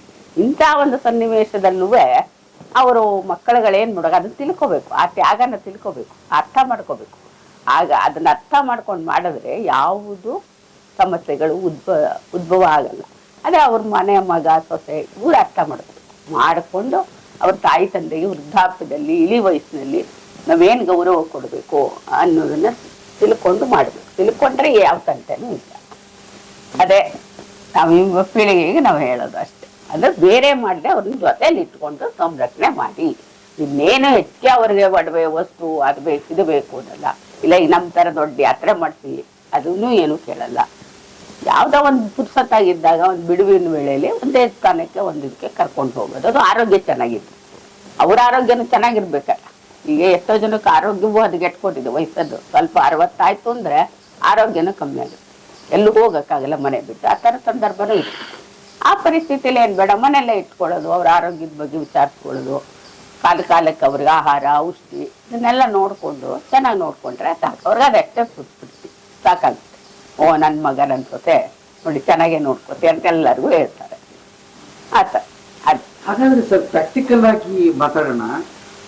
ಇವತ್ತಿನ ಮನೆ ಹಿರಿಯರು ವೃದ್ಧಾಪ್ಯಕ್ಕೆ ಬರೋ ಒಳಗಡೆ ಏನೇನು ಸೇಫ್ಟಿ ಪ್ರಿಕಾಷನ್ಸ್ ಅವ್ರಿಗೆ ಆಗಿರ್ಬೇಕು? ಒಂದ್ ವೇಳೆ ಇಂಥ ಪ್ರಸಂಗ ಬಂದ್ರೆ ನೋಡ್ಕೊಳ್ಳೋದೇ ಇಲ್ಲ ಅನ್ಕೊಂಬೇಡ ಅಲ್ಲ. ಯಾವತ್ತು ಏನು ಅಂದ್ರೆ, ಈಗ ನೋಡಿ ಸರ್, ಈಗ ನಂದು ಹೇಳ್ತೀನಿ ಅದಕ್ಕೆ ಉದಾಹರಣೆ. ಈಗ ನಾನು ಸಂಪಾದನೆ ಮಾಡಿದ್ದೀನಿ ಬೆಂಗಳೂರಲ್ಲಿ, ಅಂದ್ರೆ ಭಾರತೀಯ ಪದ್ಧತಿ ಪ್ರಕಾರ ಸರಳವಾಗಿ ಬದುಕೋದು. ಎಷ್ಟು ಬೇಕೋ ಅಷ್ಟೇ ಅದನ್ನ ಯಾರ ಹೆಸರಲ್ಲಿ ಇಡಬೇಕು? ಈಗ ಮನೆಗೆ ಯಜಮಾನ ನಮ್ಮಮ್ಮ, ದುಡ್ಡು ಮಾತ್ರ ನನ್ನ ಅಕೌಂಟ್ ಅಲ್ಲಿ. ಅದೆಂಗಾಗುತ್ತೆ? ಈಗ ನಾನು 100 ರೂಪಾಯಿ ದುಡಿತೀನಿ ಅಂತ ಇಟ್ಕೊಂಡು ನಮ್ಮ ತಾಯಿ ಪಾದಕ್ಕೆ ಅರ್ಪಿಸ್ತೀನಿ. ಏಕೆಂದ್ರೆ ಮನೆ ಯಜಮಾನ್ರು ಇವರು, ದುಡ್ಡು ಮಾತ್ರ ನನ್ನ ಅಕೌಂಟ್ ಅಲ್ಲಿ. ಸೊ ಹಂಗೆ ಹಿರಿಯರು ಅವ್ರಿಗೆ ಏನ್ ಗೌರವ ಕೊಡ್ಬೇಕು ಅದು ಕೊಡ್ಲೇಬೇಕು. ಈಗ ನೀವ್ ಹೇಳಿದಾಗ ಪ್ರಾಕ್ಟಿಕಲ್ ಆಗಿ ಮಾತಾಡೋದಾದ್ರೆ, ಅವ್ರ ದುಡ್ಡು ಅವ್ರು ಬಿಟ್ಟು ಹೋಗೋದು ಯಾರಿಗೆ ಸರ್? ನಮ್ಗೇನೆ ತಾನೆ. ಈಗ ತಂದೆ ತಾಯಿ ಅವರು ಕೂಡ ಈಗ ಏನು ಅಂದ್ರೆ, ಈಗ ಏನೋ ಒಂದು ಗೌರ್ಮೆಂಟ್ ನೌಕರಿಲಿ ಇರ್ತೀರಾ ಅಥವಾ ಕೆಲವರೆಲ್ಲ ಪ್ರೈವೇಟ್ ಅಲ್ಲಿ ಇರ್ತಾರ, ಕೈ ನಡಿಬೇಕಾದ್ರೆ ಒಂದು 4 ಕಾಸು ಸಂಪಾದನೆ ಮಾಡಿ ಇಟ್ಕೋ. ಅದು ಒಂದು ತಿಳುವಳಿಕೆ. ಈಗ ನಮ್ಗೆ ಚಿಕ್ಕದ್ರಿಂದ ನಮ್ಮ ಸೋದರದತ್ತೆ ಒಬ್ರಿದ್ರು, ಅವ್ರನ್ನ ನೋಡಿ ನೋಡಿ ನಾನ್ ದುಡ್ಡು ಕೂಡ್ಸೋ ಬುದ್ಧಿ ಕಲ್ತ್ಕೊಂಡೆ. ಯಾಕಂದ್ರೆ ನಮ್ಮ ಅಪ್ಪ ಸಂಬಳ ತಂದು ಅವ್ರ ಕೈಗೆ ಕೊಡ್ತಿತ್ತು. ಸೊ ಅವರೇ ಮನೆ ಎಲ್ಲ ಮೇಂಟೈನ್ ಮಾಡ್ತಿತ್ತು. ಆ ಸೇವಿಂಗ್ಸ್ ನಾನು ಅವರು ಸ್ವಲ್ಪ ಕಾಸು ಕೂಡ ಹಾಕೋ ಬುದ್ಧಿ. ಯಾಕಂದ್ರೆ ಕೈ ನಡಿಬೇಕಾದ್ರೆ, ಯಾವತ್ತು ಲಕ್ಷ್ಮಿ ಕೈಯಲ್ಲಿ ದುಡಿಬೇಕಾದ್ರೆ ಒಂದ್ 4 ಕಾಸು ಇಟ್ಟಿದ್ರೆ ಅದು ಮುಂಚೆ ಊರ್ ಕೋಲಾಗಿ ನಮಗ್ ಬರುತ್ತೆ. ಇವಾಗ ನೋಡಿ, ಈಗ ಒಂದ್ ಏಜ್ ಆದ್ಮೇಲೆ ಸರಳವಾಗಿ ಬದುಕೋಕೆ ಎಷ್ಟು ಬೇಕೋ ಅಷ್ಟು ಹತ್ರ ಇದೆ. ನಾನ್ ನನ್ನ ಅಭಿವೃದ್ಧಿ ಜೀವನ ಮಾಡಕ್ ಹೆಲ್ಪ್ ಆಯ್ತಾ? ನನ್ನ ಅಕೌಂಟ್ ಅಲ್ಲಿ ದುಡ್ಡೇ ಇಲ್ಲ, ಸೇವ್ ಮಾಡ್ಲಿಲ್ಲ, ಬಂದ್ ದುಡ್ಡನ್ನೆಲ್ಲ ಬರೀ ನಾನು ಖರ್ಚು ಮಾಡ್ಕೊಂಡೇ ಕಳೆದು ಬಿಟ್ಟಿದ್ರೆ ಯಾವತ್ತು ಅದಕ್ಕೆ ಕೈ ನಡಿಬೇಕಾದ್ರೆ ಆರಂಭದಿಂದನೂ ಒಂದಿಷ್ಟು ಸೇವಿಂಗ್ಸ್ ಒಂದ್ ಮಾಡಿದ್ರೆ ಅದು ನಮ್ಗೆ ವೃದ್ಧಾಪ್ಯದಲ್ಲಿ ಬೇರೆಯವ್ರ ಮುಂದೆ ಕೈ ಚಾಚಕ್ ಬಂದು ನಮ್ಮನ್ನ ರಕ್ಷಣೆ ಮಾಡುತ್ತೆ. ಆರಾಮಾಗಿ ನಮ್ಮಲ್ಲಿ ಗಂಜಿನೋ ಅಂಬ್ಲಿನೋ ಏನೋ ನೀರೋ ಏನೋ ಒಂದ್ ಕುಡ್ಕೊಂಡು ಮನೇಲಿ ಇರ್ಬೋದಾ? ಸ್ವಂತ ಸೂರಿದ್ದು ಒಂದಷ್ಟು ವೆಚ್ಚಕ್ಕೆ ಹೊಂದಿದ್ರೆ. ಹಾಗಾಗಿ ನಾವು ಯಾವತ್ತು ಕೈ ನಡಿಬೇಕಾದ್ರೆ ಒಂದಷ್ಟು ಸೇವ್ ಮಾಡಿ ಇಟ್ಕೊಂಡಿದ್ದಾಗ ಏನಾಗುತ್ತೆ, 4 ಕಾಸು ನಾವು ಅಟ್ಲೀಸ್ಟ್ ಬೇರೆಯವ್ರ ಹಂಗಿಲ್ದೆ 2 ಹೊತ್ತು ಊಟ ಮಾಡಕ್ಕೆ, ನಮ್ಮ ಹೊಟ್ಟೆ ಬಟ್ಟೆಗಂತೂ ನಾವು ಮೇಂಟೈನ್ ಮಾಡ್ಕೋಬಹುದು. ಸೊ ಇದಕ್ಕೆ ಯಾಕೆಂದ್ರೆ ಇವಾಗ ಮನಿ ಫ್ಲೋ ತುಂಬಾ ಚೆನ್ನಾಗಿದೆ. ಯಾರೇ ಕೆಲ್ಸಕ್ಕೆ ಹೋಗ್ಲಿ, ಎಂತ ಬಡವ್ರಿಗಾಗ್ಲಿ, ಇವತ್ತು ಸಮಾಜದಲ್ಲಿ ಬಡವರು ಇಷ್ಟು ಯಾತ್ರೆ ಮಾಡೋದ್ನಲ್ಲ, ನಂಗೆ ಎಲ್ಲೂ ಆ ತರದವ್ರು ಸಿಗಲೇ ಇಲ್ಲ. ಯಾಕಂದ್ರೆ ಮನಿ ಫ್ಲೋ ಚೆನ್ನಾಗಿದೆ. ಒಂದ್ ಸಣ್ಣ ಕೆಲ್ಸಕ್ಕೆ ಹೋದ್ರು ಒಂದ್ 15-20 ಸಾವಿರ ಸಂಬಳ ಕೊಡ್ತಾರೆ. ಸೊ ಹಾಗಾಗಿ ಇವತ್ ಎಲ್ಲೂ ಬಡತನ ಅನ್ನೋದಿಲ್ಲ. ಒಂದ್ ಸಣ್ಣ ಕೆಲಸ ಮಾಡಿದ್ರು ಒಂದ್ ದುಡ್ಡು ಬರುತ್ತೆ. ಎಲ್ಲೋ ಇವತ್ತು ಬಂದಿರೋ ಬಡತನ ಸಂಬಂಧಗಳ ಬಡತನ, ಸಂಬಂಧಗಳು ಬರುತ್ತೆ, ಗೆಳೆತನದ ಬಡತನ. ಯಾಕೆಂದ್ರೆ ನಾವು ಮನುಷ್ಯರು ಮುಖ ನೋಡೋಕೆ ಪುರ್ಸೊತ್ತಿಲ್ಲ. ಯಾರ ಮುಖ ನೋಡಕ್ಕೋ ಅವ್ರ ಭಾವನೆ ಏನಿದೆ. ಹಿಂದಿನ ಕಾಲದಲ್ಲಿ ಮನೆಗೆ ಯಾರಾದ್ರೂ ಬಂದು ಸ್ವಲ್ಪ ಸಪ್ಪಗಿದ್ರೆ ನೋಡ್ಕೊಂಡೆ ತಿಳ್ಕೊ, ನಿನ್ನೆ ಅಷ್ಟು ಚೆನ್ನಾಗಿದ್ದ, ಇವತ್ತು ಯಾಕೋ ಸಪ್ಪಗಿದ್ದಾನೆ, ಏನಪ್ಪಾ ವಾಲಂಟರಿ ಆಗಿ ಸ್ವಯಂ ಪ್ರೇರಿತರಾಗಿ ಹೋಗಿ ಕಷ್ಟ ತಿಳ್ಕೊಂಡು ಅದನ್ನೆಲ್ಲ ಪರಿಹಾರ ಮಾಡೋರು. ಇವಾಗೆಲ್ಲ ಕಷ್ಟ ಕೇಳಕ್ಕೂ ಜನ ಇಲ್ಲ, ಇವ್ ಹೇಳ್ಕೊಳಕ್ಕೂ ಒಂದ್ ಮುಜುಗರ. ಕೆಲವೊಂದ್ ಕಷ್ಟನೆಲ್ಲ ನಾವೇ ಪರಿಹಾರ ಮಾಡ್ಕೊಳಕ್ ಆಗಲ್ಲ. ನಾವೆಷ್ಟೇ ಬಲಾಢ್ಯರಿರ್ಬೋದು, ನಮ್ಮ ಹತ್ರ ಕೋಟಿ ಇರ್ಬೋದು, ಏನೇ ಇರ್ಬೋದು, ಕೆಲವೊಂದು ವೈಯಕ್ತಿಕ ಪರ್ಸನಲ್ ಆದ ಕಷ್ಟಗಳನ್ನ ಹೇಳ್ಕೊಳಕ್ ಆಗಲ್ಲ. ಆ ತರದ್ದೆಲ್ಲ ಸಂಬಂಧಗಳು ಇರ್ಬೇಕು. ಯಾವತ್ತು ಸಮಾಜದಲ್ಲಿ ಆ ತರ ಸಂಬಂಧಗಳು ಇರ್ಬೇಕು. ನೆರೆ ಹೊರೆ ಆ ತರ ಇರ್ಬೇಕು. ಬಂಧು ಬಾಂಧವರು, ನೆರೆ ಹೊರೆ ಇವರೆಲ್ಲ ಇರೋದು ಯಾಕೆ? ನಮ್ಮ ಫ್ಯಾಮಿಲಿಗೆ ಒದಗೋ ಕಷ್ಟನ ಧರ್ಮ ಮಾರ್ಗದಿಂದ ಅದನ್ನೆಲ್ಲರೂ ಚಿಂತನೆ ಮಾಡಿ ಅದರಿಂದ ಮುಕ್ತರಾಗಿ ಮಾಡಕ್ಕೆ ನೆರೆ ಹೊರೆ ಸಮಾಜ ಇವೆಲ್ಲ ಇರೋದು. ಸುಮ್ನೆ ಫಂಕ್ಷನ್ ಆದ ತಕ್ಷಣ ಬರೋದು ಅಥವಾ ಇನ್ಯಾವುದಕ್ಕೂ ಸ್ವಾರ್ಥದ ಆಸೆಗಲ್ಲ. ಬಂಧು ಬಾಂಧವರು, ಈಗ ನಿಮ್ಮ ಮನೆಗೆ ನಾವು ಬರೋದು, ನಮ್ಮ ಮನೆಗೆ ನೀವು ಬರೋದು ಯಾಕೆ? ಮಾನವ ಸಂಘಜೀವಿ. ಯಾವ್ದಾದ್ರು ಒಂದ್ ರೀತಿ ಮನುಷ್ಯಂಗೆ ಕಷ್ಟ ಈ ಲೌಕಿಕದಲ್ಲಿ ಇದ್ದೇ ಇರುತ್ತೆ, ಬರ್ತಾ ಇರುತ್ತೆ. ಅವಾಗೆಲ್ಲ ನಾವೆಲ್ಲ ಒಟ್ಟಿಗೆ ಸೇರ್ಕೊಂಡು ಧರ್ಮ ಮಾರ್ಗದಲ್ಲಿ ಅದನ್ನ ಬಿಡಿಸ್ಬೇಕು. ಏನೋ ರಾಂಗ್ ಗೈಡೆನ್ಸ್ ಕೊಡೋದು ಅಥವಾ ಇನ್ಯಾರೋ ಹೊಟ್ಟೆ ಮೇಲೆ ಹೊಡೆಯೋದು, ಇನ್ಯಾರ್ದೋ ಇದನ್ನ ಕಿತ್ಕೊಂಡು ಇವ್ರ ಮೂತಿಗೆ ಸವರೋದು, ಆತರ ಇಲ್ಲ. ಅದಕ್ಕೆ ಯಾವತ್ತು ಬಂದು ಈ ತರದೆಲ್ಲ ಏನು ಅಂದ್ರೆ ಸರ್, ಸತ್ಸಂಗಗಳು, ಜ್ಞಾನ, ಓದೋದು, ಇದೆಲ್ಲದ್ರಿಂದನೇ ತಿಳುವಳಿಕೆ ಬರೋದು ಸರ್. ಇದೆಲ್ಲ ಇಲ್ಲದೆ ಇದ್ರೆ ಈ ಮನುಷ್ಯನ ಮನಸ್ಸು ಉದಾತ್ತ ಮಟ್ಟಕ್ಕೆ ಇರಲ್ಲ, ಆ ಉದಾರತೆ ಬರಲ್ಲ, ಮಹಾನತೆ ಬರಲ್ಲ. ಸೊ ಹಾಗಾಗಿ ಇದು ಬಾಲ್ಯದಿಂದ ಲೈಫ್ ಅಂದ್ಮೇಲೆ ಇದೊಂದು ಬ್ರಹ್ಮಚರ್ಯ ಆಶ್ರಮ, ಗೃಹಸ್ಥಾಶ್ರಮ, ವಾನಪ್ರಸ್ಥ, ಸನ್ಯಾಸ ಇವೆಲ್ಲ ಮಾಡಿರೋದು ಯಾಕೆ? ಬ್ರಹ್ಮಚಾರಿಯಾಗಿದ್ದವನು ಕೇವಲ ವಿದ್ಯೆ ನೋಡಿ.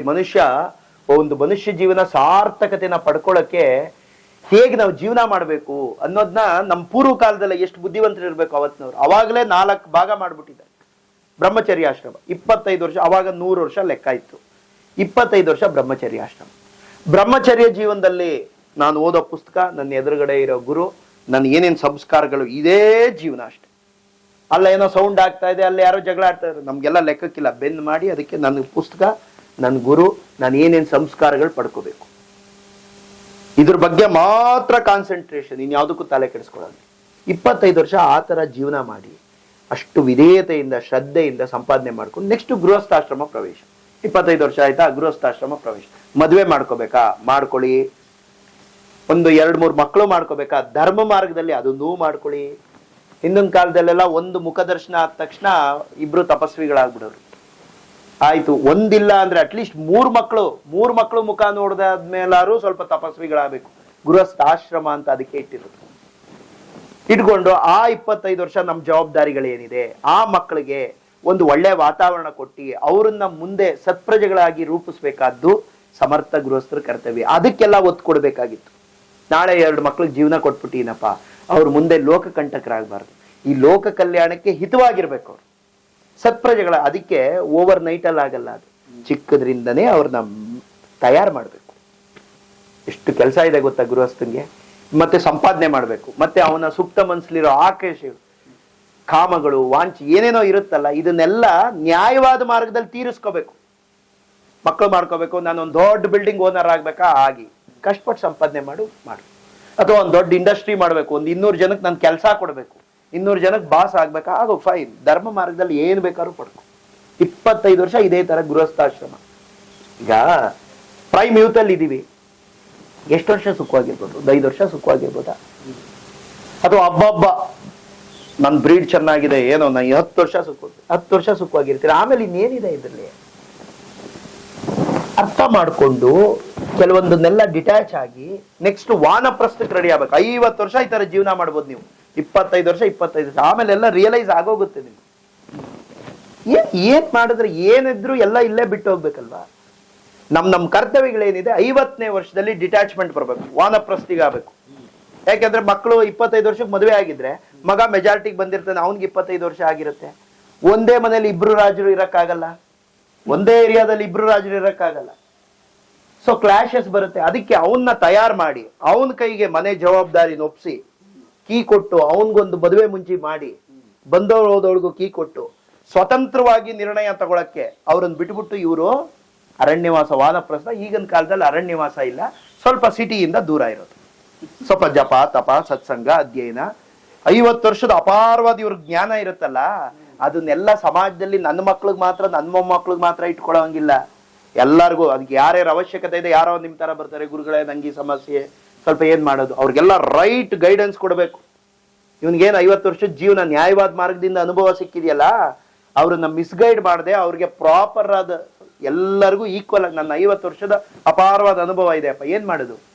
ಯಾರ್ಯಾರು ಸತ್ಪಾತ್ರರಿದಾರೋ, ಯಾರ್ಯಾರು ಅದನ್ನ ಅವಶ್ಯಕತೆ ಇದೆಯೋ ಅವ್ರಿಗೆಲ್ಲ ಸಮಾನವಾಗಿ ಹಂಚ್ಬೇಕು. ಇಲ್ಲ ನನ್ನ ಮಗಗ್ ಮಾತ್ರ, ನನ್ನ ಮೊಮ್ಮಕ್ಳಿಗೆ ಮಾತ್ರ, ನನ್ನ ಮಗಳಿಗೆ ಮಾತ್ರ ಹೇಳ್ಕೊಡ್ತೀನಿ, ನನ್ನ ಅಳಿಯನ್ಗೆ ಮಾತ್ರ ಹೇಳ್ಕೊಡ್ತೀನಿ, ಈ ತರ 25 ವರ್ಷ ಕಾಲ ಕಳೀತೀನಿ. ಆಗ ಬರ್ದಾಗ್ತದೆ ನನ್ನ ಅಪಾರವಾದ ಅನುಭವ ಏನಿದೆ ಅದನ್ನೆಲ್ಲ ಎಲ್ಲರಿಗೂ ಈಕ್ವಲ್ ಆಗಿ ಡಿಸ್ಟ್ರಿಬ್ಯೂಟ್ ಮಾಡಿ ಹಗುರಾಗ್ತಾರೆ. ಇನ್ನು 25 ವರ್ಷ ಸನ್ಯಾಸ.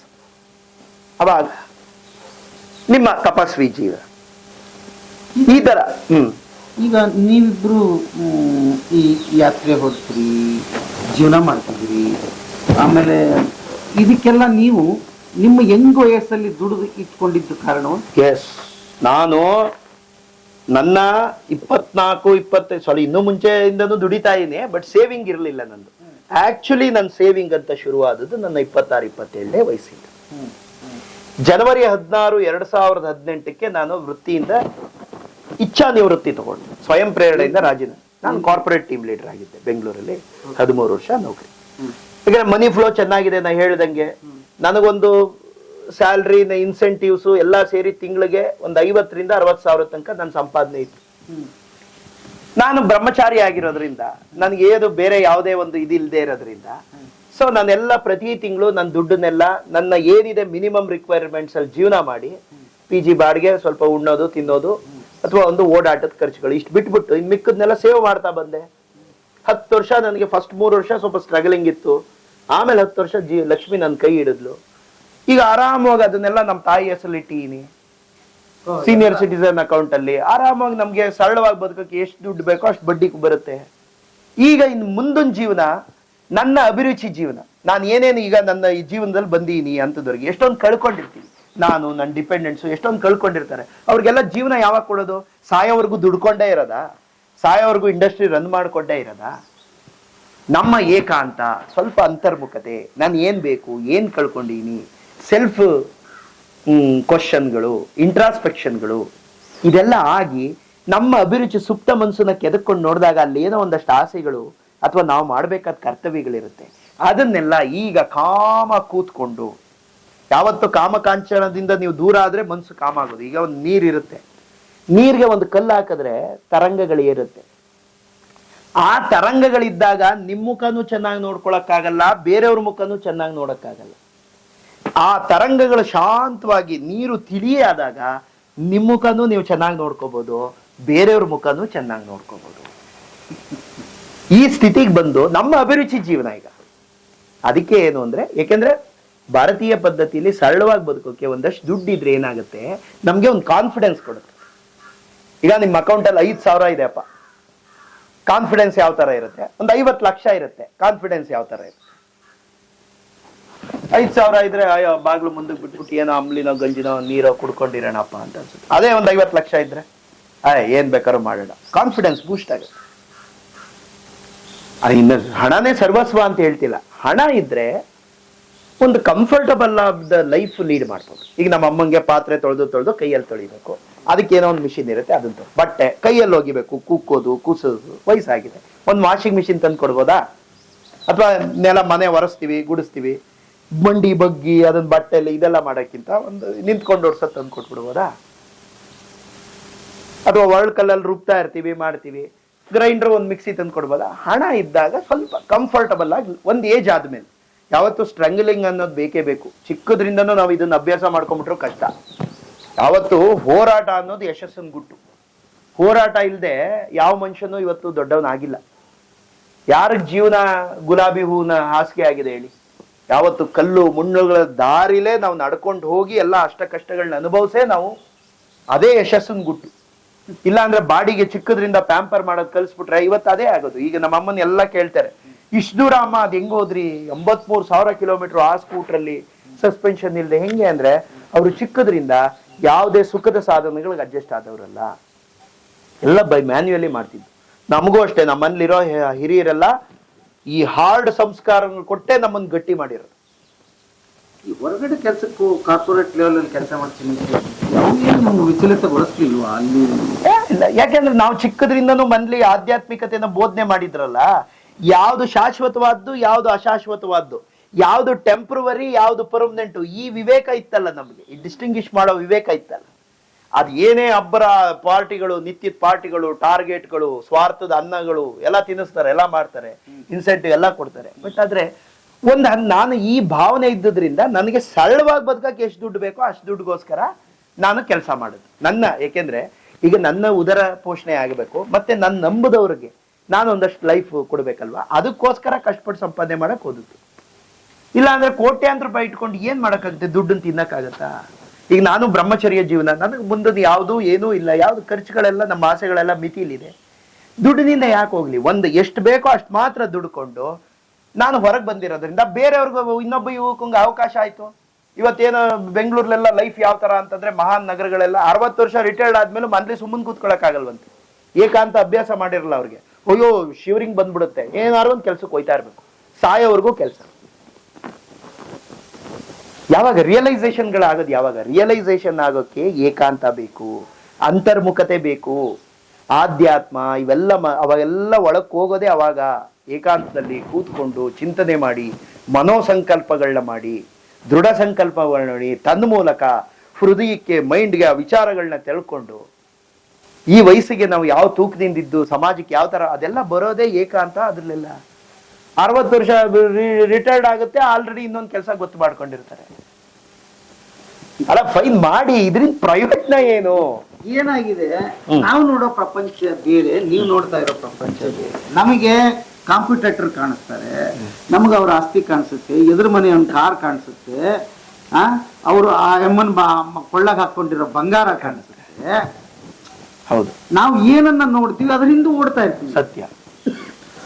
ಈಗ ನೀವು ನೋಡಿದ್ದು ಬೇರೆ, ಅದರಿಂದ ನೀವು ಓಡಿದ್ದೀರಿ, ಈ ಪ್ರತಿಫಲ ಇದು. ಹೌದು, ನಾನು ಎಲ್ಲಿ ಓಡ್ತಾ ಇದ್ದೀನಿ ಅದ್ರ ಪ್ರತಿಫಲ ನಾನು. ಹೌದು.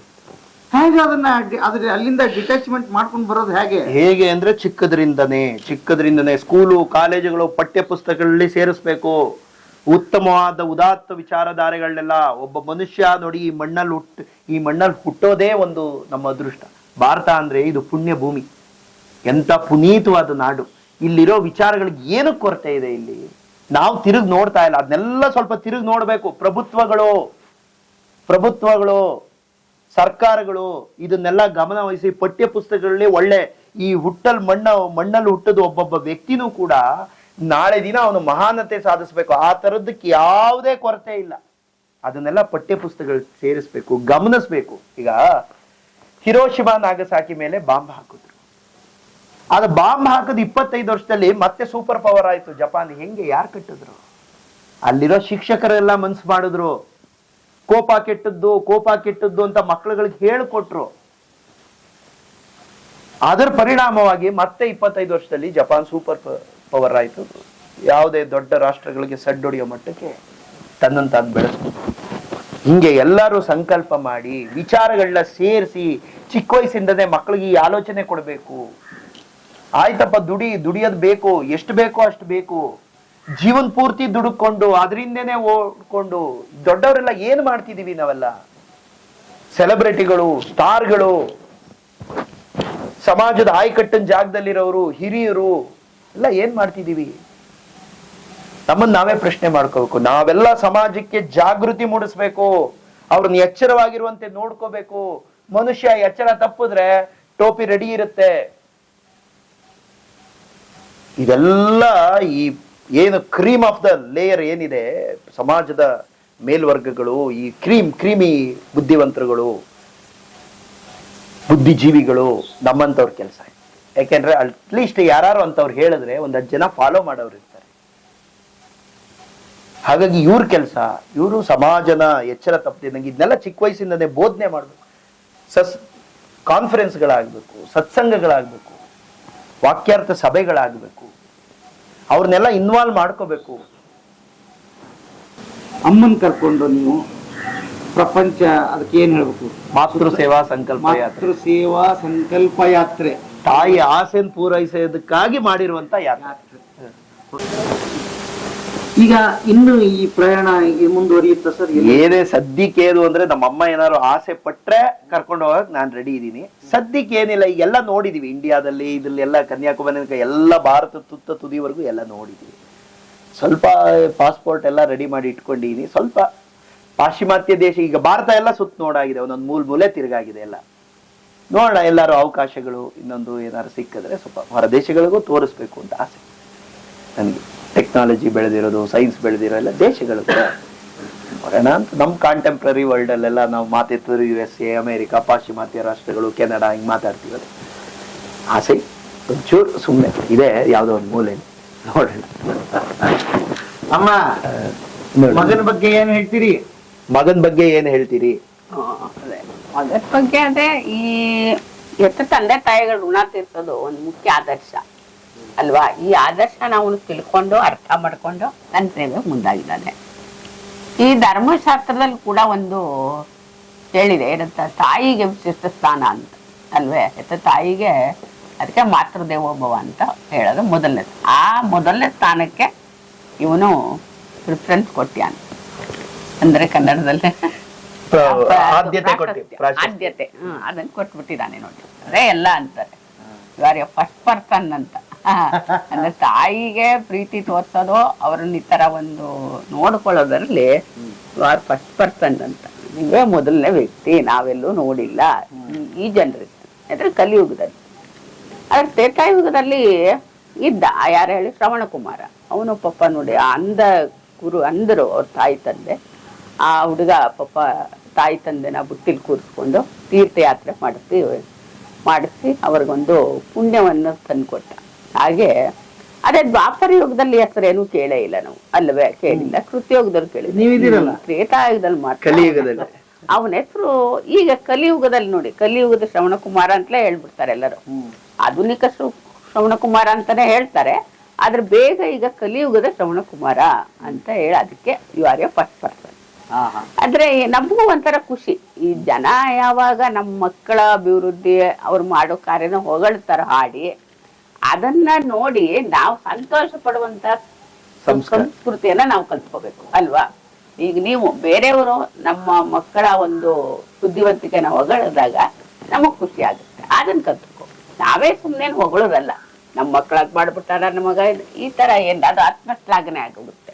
ಬೇರೆಯವರು ಆಡಿ ಹೊಗಳಬೇಕು, ಬೇರೆಯವರು ಮೆಚ್ಚಬೇಕು ಕೆಲಸ. ನಾವೇ ಹೊಗಳ್ಕೊಡೋದಲ್ಲ. ನಾವೇನು ಎಷ್ಟು ಮಾಡಿದ್ರು ಅದು ನಮ್ಮ ಆತ್ಮ ನಮಗೆ ಗೊತ್ತಾಗಲ್ಲ. ನಾವು ಮಾಡೋ ಕೆಲಸ ನಾವು ಸರಿನೋ ತಪ್ಪು ಅಂತ ನಮಗ್ ಗೊತ್ತಾಗಲ್ಲ ಅಲ್ವೇ?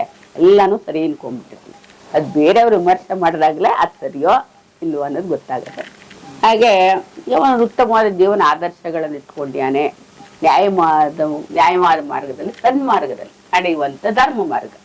ಅನ್ಯಾಯ, ಅಕ್ರಮ, ಇದೆಲ್ಲ ಮೋಸ, ವಂಚನೆ, ಬೇರೆಯವ್ರ ಹೊಟ್ಟೆ ಮೇಲೆ ಹೊಡೆಯೋದು, ಇದೆಲ್ಲ ಏನು ಮಾಡಕ್ ಹೋಗಲ್ಲ. ನಮ್ಮ ಕೆಲಸ ನಾವು ಏನಿದೆಯೋ ಮಾಡ್ಕೊತೀವಿ ಇರ್ತೀವಿ ಅಂತ ಒಂದು ಉತ್ತಮ ಆದರ್ಶ ಇಟ್ಕೊಂಡು ಇಂಥ ಮಗ ನನಗೆ ಸಿಕ್ಕಿದ್ದಾನೆ. ಇದರಿಂದ ಇದು ನಾನೇ ಅನ್ಕೊಂಡಿದ್ದೀನಿ ಒಂದು ಪೂರ್ವ ಜನ್ಮದ ಸುಕೃತ ಇದು, ನನ್ನ ಅದೃಷ್ಟ ಇದು ಅಂತ ನಾನು ಭಾವನೆ ಮಾಡ್ಕೊಂಡಿದ್ದೀನಿ. ನನಗೆ ಸಿಕ್ಕಿದೆ, ಯಾರಿಗೂ ಸಿಕ್ಕದೆ ಇರೋ ಸೌಭಾಗ್ಯವಂತರ ನನಗೆ ಸಿಕ್ಕಿದೆ. ಈ ವಯಸ್ಸಲ್ಲಿ ನೋಡಿ ಇಷ್ಟು ಕಿಲೋಮೀಟ್ರು ಆ ಬಜಾಜ್ ಸ್ಕೂಟ್ರಲ್ಲಿ ಹೋಗೋದು, ಕಿಲೋಮೀಟರ್ ಅಂದ್ರೆ ನನ್ನ ಒಳಗೆ ಏನ್ ಶಕ್ತಿ ಇದೆ ಅದ್ರ ಪರಿಚಯನ ಇವನು ದೇಶದ ಜನತೆ ಮಾಡಿಕೊಟ್ಟಿದ್ದಾನೆ. ಈಗ ಎಲ್ಲರೂ ಗೊತ್ತಿದೆ. ಅವ್ರೇನೋ ಹುಡುಗ ಓಡಿಸ್ತಾರೆ ಗಾಡಿ, ಆ ತಾಯಿ ಪಾಪ ಹಿಂದೆ ಗಾಡಿಲಿ ಕೂತ್ಕೋತಾರೆ. ನಮಗೆ ನಾವೆಲ್ಲ ಎಷ್ಟೇ ಹಿಂದೆ ಕೂತ್ಕೊಂಡ್ರು ಅದು 5 ಕಿಲೋಮೀಟರ್ ಅಷ್ಟೇ, ನೋವು ಬಂದ್ಬಿಡತ್ತೆ. ಹೇಗೆ ನೀವು ಕೂತ್ಕೊಂಡ್ರು ಸ್ಟೆಪ್ನಿನೂ ಇರ್ಬೋದು, ಅದ್ರ ಕೂತ್ಕೊಳಕ್ ಆಗಲ್ಲ. ಆ ತರ ನೀವ್ ಹೆಂಗ್ ಕೂತ್ಕೋತೀರಿ, ಅದ್ ಯಾವ ಶಕ್ತಿ ಇದೆ ನಿಮ್ಗೆ ಅಂತ ಎಲ್ಲ ಅದೇ ಅಂತಾರೆ. ಹಾಗಾಗಿ ನೋಡಿ ನನ್ನನ್ನ ಅಂದ್ರೆ ನಾನು ಒಬ್ಬ ಗೃಹಿಣಿ, ಸಾಮಾನ್ಯ ಗೃಹಿಣಿ, ಹೇಳದ್ವಲ್ಲ, ಬರೀ ಮನೆ ಕೆಲಸ ಮಾಡ್ಕೊಂಡಿದ್ದಷ್ಟೇ. ಎಲ್ಲೂ ಒಂದು ಹೊರಗ ಪ್ರಪಂಚನ ನೋಡಿಲ್ಲ, ಎಲ್ಲೂ ಹೋಗಿ ಯಾರ ಜೊತೆನಾರ ಒಂದು ಮಾತಾಡೋದು ಬಿಂಗಲ್ ಆಗೋದು ಇದು ಕೂಡ ಇಲ್ಲ. ಆರ್ಥೋಡಾಕ್ಸ್ ಪೀಪಲ್ಲು ಎಲ್ಲೂ ಬಿಡಲ್ಲ ಹಾಗೆ. ಆದ್ರೆ ಈಗ ಈ ವಯಸ್ಸಲ್ಲಿ ಇಷ್ಟು ಶಕ್ತಿ ಇದೆ, ಈ ತರ ಗಾಡಿಲಿ ಹೋಗೋದು ಮಾಡೋದು ಅದು ಆಯಾಸ ಇಲ್ಲ, ಇಷ್ಟು ನಾರ್ಮಲ್ ಆಗೇ ಇರ್ತಾರೆ ಇವರು ಅಂತ ಇದೆಲ್ಲ ಜನ ಅದನ್ನೇ ನೋಡಿ ಅವನ್ ಕರ್ಕೊಂಡು ಹೋಗಿ ನನ್ನನ್ನು ಅಮ್ಮನ್ನ ಕರ್ಕೊಂಡು ಹೋಗಿ ಎಲ್ಲರ ತೋರಿಸ್ಬೇಕು ಅಂದ್ರೆ ನಮ್ಗೆ ಹೆಸರು ಬರಬೇಕು ಅಂತಲ್ಲ, ತಾಯಿಗೆ ನೋಡಿಲ್ವಲ್ಲ ಅಮ್ಮನಿಗೆ ಎಲ್ಲ ಬದುಕಿದ್ದ ತೋರಿಸ್ಬಿಡ್ಬೇಕು.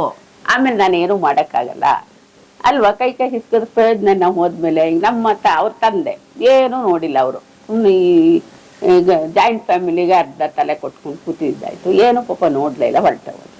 ಹಾಗಾಗ್ಬಾರ್ದು, ಅಮ್ಮ ಎಲ್ಲ ಚೆನ್ನಾಗಿ ನೋಡ್ಲಿ, ಏನು ನೋಡಿಲ್ಲ ಗಂಡನ ಕಾಲದಿಂದ ನನಗೆ ನೋಡಿ ಎಲ್ಲಾನು ತೋರಿಸಿ ನನ್ನ ಶಕ್ತಿಯ ಪರಿಚಯ ಒಂದು ಪೂಜ್ಯ ಭಾವನೆ ಬಂದಿದೆ. ಈ ದೇಶದಲ್ಲೆಲ್ಲ ಹಾಗೆ ಯಾರೊಬ್ಬರು ನೋಡಿ ಬರ್ತಾರೆ, ನನಗೊಂದು ಗೌರವ ತೋರಿಸ್ತಾರೆ, ಅಮ್ಮ ಅಮ್ಮ ಅಂತ ತರ. ಆ ವೃದ್ಧಾಪ್ಯದಲ್ಲಿ ನನ್ನ ವಯಸ್ಸಲ್ಲಿ ಏನ್ ಗೌರವ ಸಿಗ್ಬೇಕೋ ಆ ಗೌರವ ನನ್ನ ಮಗ ನನಗೆ ತಂದು ಕೊಟ್ಟಿದ್ದಾನೆ. ಒಂದು ಪೂಜ್ಯ ಭಾವನೆಯಿಂದ ಎಲ್ಲ ನೋಡ್ತಾರೆ, ನಮ್ಗೆ ಅಷ್ಟೇ ಸಾಕು, ಅಲ್ಲೇ ಎಲ್ಲ ತೃಪ್ತಿ ಸಿಕ್ಕಿದೆ, ತೃಪ್ತಿಯ ಭಾವ ಸಿಕ್ಕಿದೆ. ನೋಡಿದ್ರ ಆ ಭಗವಂತನ ಅಸ್ತಿತ್ವ ಎಲ್ಲ ಕಡೆನೂ ಇದೆ. ಸುತ್ತುದಲ್ಲ ಗೊತ್ತಾಗುತ್ತೆ ನಮ್ಗೆ ಆ ವ್ಯಾಲಿಗಳು ಅದು ಎಲ್ಲ ನೋಡಿದಾಗ, ಓ ಭಗವಂತ ಎಲ್ಲ ಇಲ್ಲಿ ಇದ್ದಾನೆ, ನಾನೆಲ್ಲ ನೋಡ್ತಾ ಇದ್ದೀನಿ ಅನ್ನೋದೊಂದು ಭಾವನೆ. ಹಾಗೆ ಎಲ್ಲನೂ ತೋರಿಸಿ ನನಗೊಂದು ಆ ಪುಣ್ಯಕ್ಷೇತ್ರಗಳ ದರ್ಶನ ಮಾಡಿ ತೀರ್ಥ ಕುಡಿಸಿ ಪುಣ್ಯ ನದಿಗಳ ಸ್ನಾನ ಮಾಡಿಸಿ ನನ್ನ ಜನ್ಮವನ್ನ ಸಾರ್ಥಕ ಮಾಡಿದ ಮಗ. ನಾನು ಸಾಕು ಏನಿದೆ ತೃಪ್ತಿಯ ಭಾವ ಸಿಕ್ಕಿದೆ. ಹೊಟ್ಟೆ ಏನೇನಿತ್ತು ನನ್ನ ಜೀವನದಲ್ಲಿ, ಮೊದಲನೇ ಜೀವನದಲ್ಲಿ, ಈಗೆಲ್ಲ ತುಂಬಿಕೊಟ್ಟಿದ್ದಾನೆ. ಈಗ ಯಾವ ಕೊರತೆನೂ ಇಲ್ಲ. ಜೀವನದಲ್ಲಿ ಅವ್ರ 68 ವರ್ಷ ಏನೇನ್ ಅಂದ್ರೇನು ಎಲ್ಲ ತ್ಯಾಗ ಮಾಡಿ ಅವನ್ ಸುಖ ಸಂತೋಷನೂ ಪಾಪ ತೊರೆದು ಬಿಟ್ಟಿದ್ದಾನೆ ಅಲ್ವೇ. ತೊರೆದು ಬಿಟ್ಟು ನನಗೆ ನನ್ನ ಜೀವನಕ್ಕೆ ಬಂದ್ಬಿಟ್ಟು ನನಗೆ ಸಮರ್ಪಣೆ ಮಾಡ್ಕೊಂಡ್ಬಿಟ್ಟಾರೆ. ಬಹಿರ್ ಪ್ರಾಣ ಇಬ್ಬರಿಗೂ. ತಾಯಿ ಮಡಿಲಲ್ಲಿ ಹುಡಿಯಾಗಿ ಇರೋದು ಅಂತಾರ. ನನಗೇನೋ ಒಂಚೂರು ಅವನಿಗೂ ಏನಾದ್ರು ನನಗೂ ಹಾಗೆ ಆಗತ್ತೆ. ಏನೋ ಒಂಚೂರು ಒಂದ್ ಎಡವುದ್ರು ಸಾಕು, ಅಲ್ಲೇ ಕಿತ್ಕೊತೀನಿ. ಎಷ್ಟೇ ದುರ್ದ್ರೆ ಅದೇನ್ ಮಾಡ್ಕೊಂಡೆ ಕಿತ್ತೀನಿ ಹಾಗೆ. ಆತರ ತಪ್ಪೆ ಮಾಡ್ಕೊತಾನೆ. ಆತರ ಏನಿಲ್ಲ ಪರಿಸ್ಥಿತಿ. ನಾನೇನ್ ತಪ್ಪಿರುವಂತ ಪ್ರಮೇಯ ಬಂದಿಲ್ಲ, ಬರಕ್ಕೆ ಅವನ್ ಬಿಟ್ಟಿಲ್ವಲ್ಲ. ಸದಾ ಹೀಗೆ ನೋಡ್ಕೊತಾನೆ, ಮಾಡ್ತಾನೆ. ನೋಡಿದ್ರ ನನ್ ಜೊತೆಲೇ ಇದ್ದಾನೆ, ನನ್ ಎಲ್ಲಾ ಕೆಲ್ಸಕ್ಕೂ ಭಾಗಿಯಾಗ್ತಾನೆ. ನಾನೇನು ಇಲ್ಲ, ಕೂತ್ಕೊಂಡಿರೋದು ಅಷ್ಟೆ, ಆರಾಮಾಗಿ ಪುಸ್ತಕ ಓದೋದು ಅಷ್ಟೇ. ಏನ್ ನನ್ ಕೆಲ್ಸ ನಾ ಮಾಡ್ಕೊತೀನಿ. ಕೂತಿರೋದು ಅಂದ್ರೆ ಏನ್ ಸೋಂಬೇರ್ತನ ಮಾಡಲ್ಲ. ಅದೇ ವಾಕಿಂಗ್ ಮಾಡೋದು, ಮನೇಲೆ ಇದ್ರು ಕೂತ್ಕೊಂಡು ಏನಾದ್ರು ಸಣ್ಣ ಪುಟ್ಟ ಇದ್ರೆ ಕೂತಾಗೆ ಮಾಡೋವಂತ ಮಾಡ್ಕೊಳ್ಳೋದು ಅಷ್ಟೇ. ಬಾಕಿ ಎಲ್ಲ ಅವನೇ ಮಾಡ್ತಾನೆ. ಅಡಿಗೆ ಮಾಡಿ ನನಗೂ ಊಟಕ್ಕೆ ಹಾಕಿ ಆಮೇಲೆ ಅವನು ಊಟ ಮಾಡೋದು. ನಮ್ಮ ಸಾಂಸ್ಕೃತಿಕ, ನಮ್ಮ ಭಾರತದ, ನಮ್ಮ ಮಣ್ಣಿನ ಈಗಿನ ನೀವು ತಂದೆ ತಾಯಿ ಮಗ ಪ್ರತಿನಿಧಿಸ್ತೀರಿ ಅಂತ ಹೇಳ್ತೀನಿ ನಾನು. ಯಾಕೆ ಅಂದ್ರೆ ನೋಡ್ರಿ, ಎಲ್ರಿಗೆ ಆ ಭಾಗ್ಯ ಬರೋದಿಲ್ಲ. ಇದ್ರು ಕಳ್ಕೊಂಡಿರ್ತೀವಿ. ಇರುತ್ತೆ ನಮ್ಮ ಹತ್ರ, ಪ್ರತಿ ಮನೆಯಲ್ಲಿ ಇದೆಯಲ್ಲ ತಾಯಿ ಇದಾರಲ್ಲ, ಪ್ರತಿ ಮನೆಯಲ್ಲಿ ಮಕ್ಕಳಿದ್ದಾರೆ, ತಾಯಿ. ಈ ನಿಮ್ಮನ್ನ ನೋಡ್ತಾ ಇದ್ರೆ ಹಂಗ ಅನ್ಸುತ್ತೆ, ಅಯ್ಯೋ ಹಂಗ ಅನ್ಸ್ತಿರ್ಬೋದು, ಎಲ್ಲ ಕಳ್ಕೊಂಡ್ವಲ್ಲ, ಹೌದಲ್ವಾ, ಇದ್ರಲ್ವಾ, ಮಾತಾಡ್ಸ್ಬೇಕಾಗಿತ್ತಲ್ವಾ, ಅಯ್ಯೋ ಅಮ್ಮ ಹೇಗಿದೀಯಾ ಅಂತ ಒಂದ್ ಮಾತು ಮಾತಾಡ್ಸಿದ್ರ ಆ ಜೀವ ಖುಷಿ ಆಗ್ಬಿಡೋದಲ್ವಾ ಅಂತ ಈಗಲೂ ಯೋಚನೆ ಮಾಡ್ತಿರ್ತಾರೆ. ಇದನ್ನ ನೋಡೋರು ಇರ್ಲಿ, ಆ ಭಾಗ್ಯ ಮುಂದೆ ಈಗಿರೋರು ಕಳ್ಕೊಳ್ಳದೆ ಅದನ್ನ ಮುಂದುವರಿಸಲಿ. ಯಾಕೆಂದ್ರೆ ಅದೇ ಮಾಂಸ, ಅದೇ ರಕ್ತ, ಅದೇ ಮುಖಭಾವ, ಮುಖ ಲಕ್ಷಣಗಳು ಎಲ್ಲ ತಂದೆ ತಾಯಿಗಳಿಂದ ಬಳುವಳಿ ಪಟ್ಟಿರ್ತೀವಿ. ಒಳವಳಿ ತಗೊಂಡಿರ್ತೀವಿ. ಪಾಪ ಆ ಜೀವಗಳನ್ನ ಆ ವಯಸ್ಸಲ್ಲಿ ನಾವು ಪ್ರೀತಿಯಿಂದ ಅವ್ರ ಹತ್ರ ನಡ್ಕೊಂಡ್ಬಿಟ್ರೆ, ಗೌರವದಿಂದ ನಡ್ಕೊಂಡ್ಬಿಟ್ರೆ, ಆ ಜೀವಗಳಿಗೆ ಅದು ಏನು ಆನಂದ ಆಗುತ್ತೆ ಗೊತ್ತೆ, ಆತ್ಮಾನಂದ ಆಗ್ಬಿಡುತ್ತೆ. ಆ ವಯಸ್ಸಲ್ಲಿ ಅವರಿಗೆ ನೀವು ದುಡ್ಡು ಕೊಡ್ಬೇಕು, ದುಡ್ಡು ಬೇಕಿಲ್ಲ, ಒಡವೆ ವಸ್ತು ಬೇಕಿಲ್ಲ, ಎರಡು ಒಳ್ಳೆ ಮಾತಾಡಿದ್ರೆ ಸಾಕು. ಪ್ರೀತಿ ಮಾತ್ರ ಅಷ್ಟೇ. ಅದನ್ನು ನಿರ್ವಂಚನೆಯಿಂದ ನಾವೆಲ್ಲ ಕೊಡಬೇಕು. ಮತ್ತೆ ಮನುಷ್ಯ ಏನು ಅಂದ್ರೆ 60 ಆದ್ಮೇಲೆ ಜೀವನದಲ್ಲಿ ಶೈಶಾವಸ್ಥೆ ಅನ್ನೋದು 2 ಸರಿ ಬರುತ್ತಂತೆ ಮನುಷ್ಯ ಜೀವನ. ಒಂದು ಅಸಲಿ ಶಿಶು ಆಗಿದ್ದಾಗ ಶೈಶಾವಸ್ಥೆ, 2ನೇದು 60 ಆದ್ಮೇಲೆ ಅವರೆಲ್ಲ ಒಂಥರ ಮಕ್ಕಳ ತರ. ಏನೇ ಸ್ವಲ್ಪ ವ್ಯತ್ಯಾಸಗಳಾದ್ರು ಮಾತಲ್ಲೇ ಇನ್ನೊಂದಲ್ಲೇ ಹೆಚ್ಚು ಕಮ್ಮಿ ನಾವೇ ಅದನ್ನ ಅಡ್ಜಸ್ಟ್ ಮಾಡ್ಕೋಬೇಕು. ನಾವು ಮಕ್ಕಳಾದಾಗ ಹೆಸರಿ ನಮ್ಮ ಮಲಮೂತ್ರಗಳು ಏನೇನ್ ಮಾಡಿರ್ತೀವಿ ಅದಕ್ಕೆಲ್ಲ ಅವ್ರು ಬೇಜಾರು ಮಾಡ್ಕೊಂಡ್ಬಿಟ್ಟಿದ್ರೆ ಇವತ್ತಿನ ಈ ಸುಸ್ಥಿತಿ ಹೆಂಗ್ ಬರೋದು? ಹಂಗೆ ನಾವು ಕೂಡ ಅವ್ರಿಗೆ ಸ್ವಲ್ಪ ಎಕ್ಸ್ಕ್ಯೂಸ್, ನಾವೇ ಒಂಚೂರು ತಗ್ಗಿ ಬಗ್ಗಿ ಹೋಗಿ ನಡ್ಕೊಂಡು ದೊಡ್ಡವ್ರಿಗೆ ಮಾಡಿದ್ರೆ ಜೀವನ ಸೂಪರ್ ಆಗಿರುತ್ತೆ. ಅವ್ರ ಆಶೀರ್ವಾದ ಸಿಗುತ್ತೆ. ಆ ಪ್ರೀತಿ ಕಣ್ಣಿನ ನೋಡ್ತಾರೆ, ನಮ್ ನರಸ್ತಾರೆ, ನನ್ನ ಮಗ ಎಷ್ಟು ನನ್ನ ಮಾತು ಕೇಳ್ತಾರೆ. ಬಾಹ್ಯವಾಗಿ ನೋಡಿದ್ರೆ, ಯಾರ ನಿಮ್ ಮನೆ ನೋಡಿದ್ರೆ, ನಿಮ್ ಇದನ್ನ ನೋಡಿದ್ರೆ, ಏನ್ ಇಂಥ ಮನೇಲಿ ಇದ್ದೀರಾ, ಬಡವರ ಇವರು ಅಥವಾ ಅಂತ ಅನ್ಸುತ್ತೆ. ಕತೆ ಕೇಳಿದಾಗ ಏನನ್ಸುತ್ತೆ, ನಿಮ್ಗೆ ಎಲ್ಲರಿಗಿಂತ ದೊಡ್ಡ ಶ್ರೀಮಂತರಿದ್ದೀರಿ ಇಬ್ರು. ಯಾಕೆ ಅಂದ್ರೆ ನನಗೀಗ ಗೊತ್ತಾಯ್ತು ಶ್ರೀಮಂತಿಕೆ ಯಾವ ರೂಪದಲ್ಲಿ ಇರಬೇಕು ಅನ್ನೋದು. ಹಣದಿಂದ, ನಿಮ್ಮ ಇಟ್ಟಿಗೆ ಗೋಡೆಯಿಂದ, ನಿಮ್ಮನೆ ಅಂತಸ್ತಿಂದ, ನಿಮ್ಮನೆ ಗಾಡಿಗಳಿಂದ, ನಿಮ್ಮ ಜೇಬಿನ ಪರ್ಸ್ನಿಂದ ಇರುವ ಹಣದಿಂದ ನಿಮ್ಮನ್ನು ಅಳೆಯೋದಾದ್ರೆ ಅದು ಶ್ರೀಮಂತಿಕೆ ಅಲ್ಲ. ಹೃದಯ ಶ್ರೀಮಂತಿಕೆ, ಪ್ರೀತಿ ವಾತ್ಸಲ್ಯ ಇರೋದೇ ಒಂದು ಶ್ರೀಮಂತಿಕೆ ಅನ್ನೋದು ಗೊತ್ತಾಯ್ತು ಸರ್ ನನಗೆ. ಸರಳತೆಲೆ ಸೌಂದರ್ಯ. ಮತ್ತೆ ಇನ್ನೊಂದು ಏನು ಅಂದ್ರೆ, ನಮ್ಮ ತಂದೆ, ನಾನು ಒಬ್ಬನೇ ಮಗ ಆದ್ರೂ ಎಲ್ಲಾರನ್ನು ಫ್ಯಾಮಿಲಿಗಳು ನಿಭಾಯಿಸೋರು. ನಮ್ಮ ಅಪ್ಪ ತುಂಬಾ ಒಳ್ಳೆ ದಾನಿ, ಕೊಡುಗೈ ದಾನಿ. ಬಂದದ್ನೆಲ್ಲ ಹಂಗಂಗೆ ಕೊಟ್ರು. ಮನುಷ್ಯರಲ್ಲಿ 3 ತರ ಜನ ಇರ್ತಾರೆ.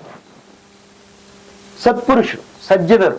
ಅವ್ರ ಲಕ್ಷಣ ಏನು ಅಂದ್ರೆ, ತನ್ನ ಹೆಂಡತಿ ಮಕ್ಕಳು ಉಪವಾಸ ಇದ್ರು ಬೇರೆಯವ್ರಿಗೆ ಕೊಡ್ಬೇಕು, ಬೇರೆಯವ್ರಿಗೆ ತಿನ್ನಿಸ್ಬೇಕು, ಉಣ್ಣಿಸ್ಬೇಕು, ಕರಿಬೇಕು, ಅವ್ರಿಗೆ ಕೊಡ್ಬೇಕು, ದಾನ ದರ ಈ ತರ ಮಾಡ್ಬೇಕು. ಇದು ಸಾಧು ಸತ್ಪುರುಷರ ಲಕ್ಷಣ, ಇದು ಸಜ್ಜನರ ಲಕ್ಷಣ. ತನ್ನ ಹೆಂಡತಿ ಮಕ್ಕಳು ಉಪವಾಸ ಇದ್ರು, ತಾನು ಉಪವಾಸ ಇದ್ರು ಚಿಂತೆ, ತಾನು ಹರಿದೋಗಿರೋ ಬಟ್ಟೆ ಹಾಕೊಂಡು ಬೇರೆಯವ್ರಿಗೆ ಒಳ್ಳೆ ಬಟ್ಟೆ. 2ನೇವ್ರು ಮಧ್ಯಮರಂತೆ. ಅವ್ರದ್ದೇನು, ಅವ್ರ ಲಕ್ಷಣ ಏನು ಅಂದ್ರೆ, ನನ್ನ ಹೊಟ್ಟೆ ತುಂಬಿದ್, ನನ್ನ ತಟ್ಟೆ ತುಂಬಿದ್ಯಾ, ಆಯ್ತು, ನನ್ನ ಹೆಂಡತಿ ತಟ್ಟೆ, ನನ್ನ ಮಕ್ಕಳು ತಟ್ಟೆ, ನನ್ನ ಡಿಪೆಂಡ್. ಇನ್ನೊಂದು ಸ್ವಲ್ಪ ಬೇಕಾರಿದೆ, ಅದನ್ನ ಬೇರೆ ಯಾರಿಗಾರು ಕೊಡ್ತೀನಿ. ಇವ್ರು ಮಧ್ಯಮರು, ಇವ್ರದ್ದು ಏನ್ ತಪ್ಪಲ್ಲ. ತಾನು, ತನ್ನ ಹೆಂಡತಿ ಮಕ್ಕಳು ಎಲ್ಲರ ತಟ್ಟೆ ತುಂಬಿದ್ಯಾ, ಇವ್ರು ಮಧ್ಯಮದಂತೆ. 3ನೇವ್ರು ಇರ್ತಾರಂತೆ. ಅವ್ರೇನು ಅಂದ್ರೆ, ನೀನ್ ತಟ್ಟೆ ತುಂಬಿರ್ಲಿ ಬಿಡ್ಲಿ, ನಿನ್ ಕಣ್ಣಲ್ಲಿ ನೀರ್ ಬರ್ಲಿ ರಕ್ತ ಬರ್ಲಿ ನಮಗ್ ಲೆಕ್ಕಕ್ಕಿಲ್ಲ, ನಮ್ ತಟ್ಟೆ ನಮ್ ಜೋಬು ತುಂಬಿಡುತ್ತೆ. ಇವ್ರನ್ನ ಮನುಷ್ಯ ರೂಪದ ರಾಕ್ಷಸರು ಅಂತ ಶಾಸ್ತ್ರ ಡಿಸೈನ್. ಅದ್ರಲ್ಲಿ ನಮ್ಮಪ್ಪ ಈ 3 ತರದಲ್ಲೇ ಮೊದಲನೇ ಸಾಲಲ್ಲಿದ್ರು. ಈಗ ನನ್ನ ಹೆಂಡತಿ ಮಕ್ಕಳು ಉಪವಾಸ ಇದ್ರು ಚಿಂತೆ ಇಲ್ಲ, ಬೇರೆಯವ್ರಿಗೆಲ್ಲ ಕೊಡ್ಬೇಕು. ನಮ್ಮಪ್ಪ ಅಂತೂ ಸಾಕ್ಷಾತ್ ಆಲದ ಮರದ ತರನೇ ಇದ್ರು. ತಂಗಿರ ಮಕ್ಕಳು, ಅಳಿಯಂದ್ರು, ಅವ್ರ ದಾಯಾದಿಗಳು, ನಮ್ಮ ಅಜ್ಜಿ ತಾತ ಎಲ್ಲಾರನು, ಎಷ್ಟೋ ಜನ ಅನಾಥ ಮಕ್ಕಳನ್ನೆಲ್ಲ ಮನೇಲಿಟ್ಕೊಂಡು ಸಾಕಿದ್ದಾರೆ. ಸೊ ಹಾಗಾಗಿ ಎಲ್ಲರಿಗೂ ಕೂಡ ಬರೋರು ಹೋಗೋರು. ಅದು ನಾನು ಹಿರಿ ಮಗ ಆದ್ರಿಂದ, ಹಿರಿ ಮಗ ಹುಟ್ಟಿದ ತಕ್ಷಣ ಅವ್ರಿಗೆ ಸ್ಟಾರ್ಡಮ್ ಬಂದ್ಬಿಡ್ತು. ಎಲ್ಲಾ ನಮ್ಮ ಮನೆಗೆ ಬರೋರು, ಯಾವುದಕ್ಕೆ ಆಗಲಿ ಒಂದು ಒಳ್ಳೆ ಕಾರ್ಯ ನಿಂತು ಮಾಡಬೇಕು ಮಟ್ಟಬೇಕು. ಸೊ ಹಂಗಾಗಿ ಎಲ್ಲ ಕೊಡುಗೈ ಇದ್ದಾನೆ, ಎಲ್ಲ ಅಲ್ಲಲ್ಲೇ ಖರ್ಚು ಮಾಡ್ಬಿಟ್ರು. ಅದೊಂದು ನಮ್ಮ ತಂದೆಯಿಂದ ಬಳಿ, ಅದನ್ನೇ ನಾನು ನಮ್ಮ ತಂದೆ ಅಂತ, ನಮ್ಮ ತಂದೆನೇ ಇದಾರೆ ಅನ್ನೋ ತರ ಅದನ್ನ ಇವತ್ತು ನೋಡ್ಕೊಂಡು ಅವ್ರು ಹೆಂಗ್ ಕಟ್ಸಿರೋ ಹಂಗೆ ಯಥಾಸ್ಥಿತಿ ಉಳಿಸ್ಕೊಂಡು ಅಲ್ಲೇ ನಾನು ನಮ್ಮಮ್ಮ ಜೀವನ ಮಾಡ್ಕೊಂಡು ಬಂದ. ಮತ್ತೆ ಆ ಮನೆ ಕಟ್ಟಿರೋದು ಕೇವಲ ತಾಯಿ ಮಗ ಇಬ್ಬರೇ ಇರ್ಲಿ ಅಂತ, ನನ್ನ ಹೆಂಡತಿ ಮಗ ಅಂತಲ್ಲ, ಎಲ್ಲರೂ ನಿಮ್ಮಂತವ್ರು ಬರ್ಬೇಕು, ಹೋಗ್ಬೇಕು, ಅಲ್ಲಿ ಕೂತ್ಕೋಬೇಕು, ನಿದ್ದೆ ಮಾಡ್ಬೇಕು, ಊಟ ಮಾಡ್ಬೇಕು, ತಿಂಡಿ ತಿನ್ಬೇಕು, ವಿಶ್ರಾಮ ಮಾಡ್ಬೇಕು, ಆಮೇಲೆ ಈ ಭಾವನೆ ನಮ್ಮಪ್ಪ ಕಟ್ಟಿರೋ. ನಾನು ಬರೀ ಹೆಂಡತಿ ಮಗ ಇಬ್ಬರೇ ಎಂಜಾಯ್ ಮಾಡ್ಬೇಕು ಅಂತಲ್ಲ, ಎಲ್ಲರೂ ಬರ್ಬೇಕು ನಮ್ಮನೆ, ಮತ್ತೆ ಎಂಜಾಯ್ ಮಾಡ್ಕೊಂಡು. ಅದ್ಭುತ ಅಮ್ಮ, ಖುಷಿ ಆಯ್ತು ನಿಮ್ಮನ್ನ ಮಾತಾಡಿಸಿ ಇಬ್ರು. ಖುಷಿ ಆಯ್ತು ಅಂತ ಖುಷಿ ಆಯ್ತೆ? ನಿಮಗ್ ಖುಷಿ ಆಯ್ತಾ? ಖುಷಿ ಆಯ್ತು. ಖುಷಿ ಆಯ್ತಾ? ನೀವು ಬಂದದ್ದು, ನೀವು ಇಷ್ಟೆಲ್ಲ ಮಾಡಿ ಮಾತಾಡ್ತಿ ನಮ್ಮನ್ನ ಮಾಡೋದೆಲ್ಲ ನಮ್ಮ ಭಾಗ್ಯ, ಅದು ನಮ್ಮ ಭಾಗ್ಯ, ನಮ್ಮ ಭಾಗ್ಯ. ನಿಮ್ಮ ಭಾಗ್ಯ. ನಮ್ಮ ವಿಚಾರಗಳನ್ನ ಎಲ್ಲರ ಜೊತೆ ಹಂಚ್ಕೊಳ್ಳೋಂಗ್ ಮಾಡಿದ್ದಾರೆ. ನಮ್ಮ ಒಂದು ಮನದಾಳದ ಮಾತಿದೆಯಲ್ಲ, ಅದನ್ನ ಹಂಚ್ಕೊಳ್ಳೋದು. ಆ ಹಂಚ್ಕೊಳ್ಳೋದ್ರಿಂದ ಒಂಥರ ಸುಖ ಸಿಗುತ್ತೆ. ನಮ್ ಮನ್ಸಲ್ಲಿರೋದ್ ಒಬ್ಬರ ಜೊತೆ ಹಂಚ್ಕೊಂಡಾಗ ಏನೋ ಒಂಥರ ನಮ್ಗೆ ಹಗುರ ಆಗುತ್ತೆ ಮನ್ಸು. ಯಾವ್ದು ಗೊಂದಲ ಇಲ್ಲದಾಗೆ ತಿಳಿಯಾಗಿರುತ್ತೆ, ತುಂಬಾ ಖುಷಿ ಆಗುತ್ತೆ. ಖುಷಿ ಆಯ್ತಮ್ಮ. ನಾವಂತೂ ಶ್ರವಣ ಕುಮಾರ್ ಅವ್ರನ್ನ ನೋಡಿಲ್ಲ, ಬರೀ ಕಥೆಯಲ್ಲಿ ಕೇಳಿದೀವಿ. ಇವತ್ತು ಸಾಕ್ಷಾತ್ ದರ್ಶನ ಆದಂಗಾಯ್ತು. ನೀವು ನೀವು ನೀವು ನಿಮ್ಮ ಜೊತೆ ಮಾತಾಡಿದಂತೂ ಬಹಳ ಖುಷಿ ಕ್ಷಣಗಳು ನಮ್ಗೆ. 100 ವರ್ಷ ಚೆನ್ನಾಗಿರಿ. ನಮ್ಗೂ ಅಷ್ಟೇ ಆ? ಅದು ಹೀಗೆ ನಮ್ಮಂತವ್ರಿಗೆ- ನಮ್ಮಂತವ್ರಿಗೆ ಆಶೀರ್ವಾದ ಮಾಡ್ತಾ ಇರಿ. ಇದೆ. ಆ? ನಾನು ಯಾವಾಗ್ಲೂ ಆಶೀರ್ವಾದ ಮಕ್ಕಳಿಗೆ ಎಲ್ಲರಿಗೂ ದೇಶವಾಸಿಗಳಿಗೆ ನಾನು ಆಶೀರ್ವಾದ. ಖುಷಿ ಆಯ್ತಮ್ಮ. ಆ? ಎಲ್ಲ ಸಾಧ್ಯ ಆದ್ರೆ ಸರ್ ಈ ಒಂದ್ ಎಪಿಸೋಡ್ ಅಲ್ಲಿ 1 ಗಂಟೆಯಲ್ಲಿ ಹಿಂಗ್ ಮುಗಿಯುವಂತದ್ದಲ್ಲ ಸಂದರ್ಶನ. ಮತ್ತೆ ಇನ್ನೊಂದಿಷ್ಟು ಮತ್ತೆ ಮಾತಾಡೋಣ, ಮತ್ತೆ ಮುಂದುವರ್ಸೋಣ. ಬನ್ನಿ. ಆ? ನಮ್ಮ ಬನ್ನಿ, ಮತ್ ನೀವು ಬಂದಾಗ ನಮ್ಮ ಮನೆಗೆ ಊಟಕ್ಕೆ ಬರ್ಬೇಕು. ಖಂಡಿತ, ಅದೇ. ಖಂಡಿತ. ಯಾಕೆಂದ್ರೆ ನಮ್ಮಪ್ಪ ಅದು ಜೋಸುಕ್ ಖಾನೆ ಮೇ ನಹಿ ಹೈ, ಅದೇ, ಖಿಲಾನೆ ಮೇ. ಖಿಲಾನೆ ಮೇ. ಆಗ್ಲಿ ಅಮ್ಮ, ಒಳ್ಳೇದಾಗ್ಲಿ. ಬೆಂಗಳೂರಿಗೆ ಬಂದಾಗ ನಮ್ಮನೆಗ್ ಬನ್ನಿ, ನಮ್ಮನೆ ಆತಿಥ್ಯ, ನಮ್ಮನೆ ಒಂದ್ ದಿವಸ ಆಶೀರ್ವಚನ ನಡೀಲಿ. ಆ? ಖುಷಿ ಆಯ್ತು ನೀವಿಬ್ಬರು ನೋಡಿ ಮಾತಾಡ್ತೀವಿ. ನಮಸ್ತೆ ಅಮ್ಮ. ಎಲ್ಲ ವೀಕ್ಷಕರಿಗೂ ಮತ್ತೆ ನಮ್ಮ ಮಹಾರುದ್ರಪ್ಪ ಸರ್ ಅವ್ರಿಗೆ, ರವಿರಾಜ್ ಅವ್ರಿಗೆ, ಎಲ್ಲರಿಗೂ ನಮ್ಮ ಹೃದಯಾಂತರಾಳದ ಧನ್ಯವಾದಗಳು. ನಮಗೋಸ್ಕರ ನಿಮ್ಮ ಸಮಯ ಕೊಟ್ಟಿದ್ದೀರಾ, ನಿಮ್ಮ ಎಲ್ಲ ಎನರ್ಜಿ ಎಲ್ಲಾನು ಕೊಟ್ಟಿದ್ದೀರಾ. ಹಂಗಾಗಿ ನಾವು ನಿಮ್ಗೆ ಋಣಿಯಾಗಿ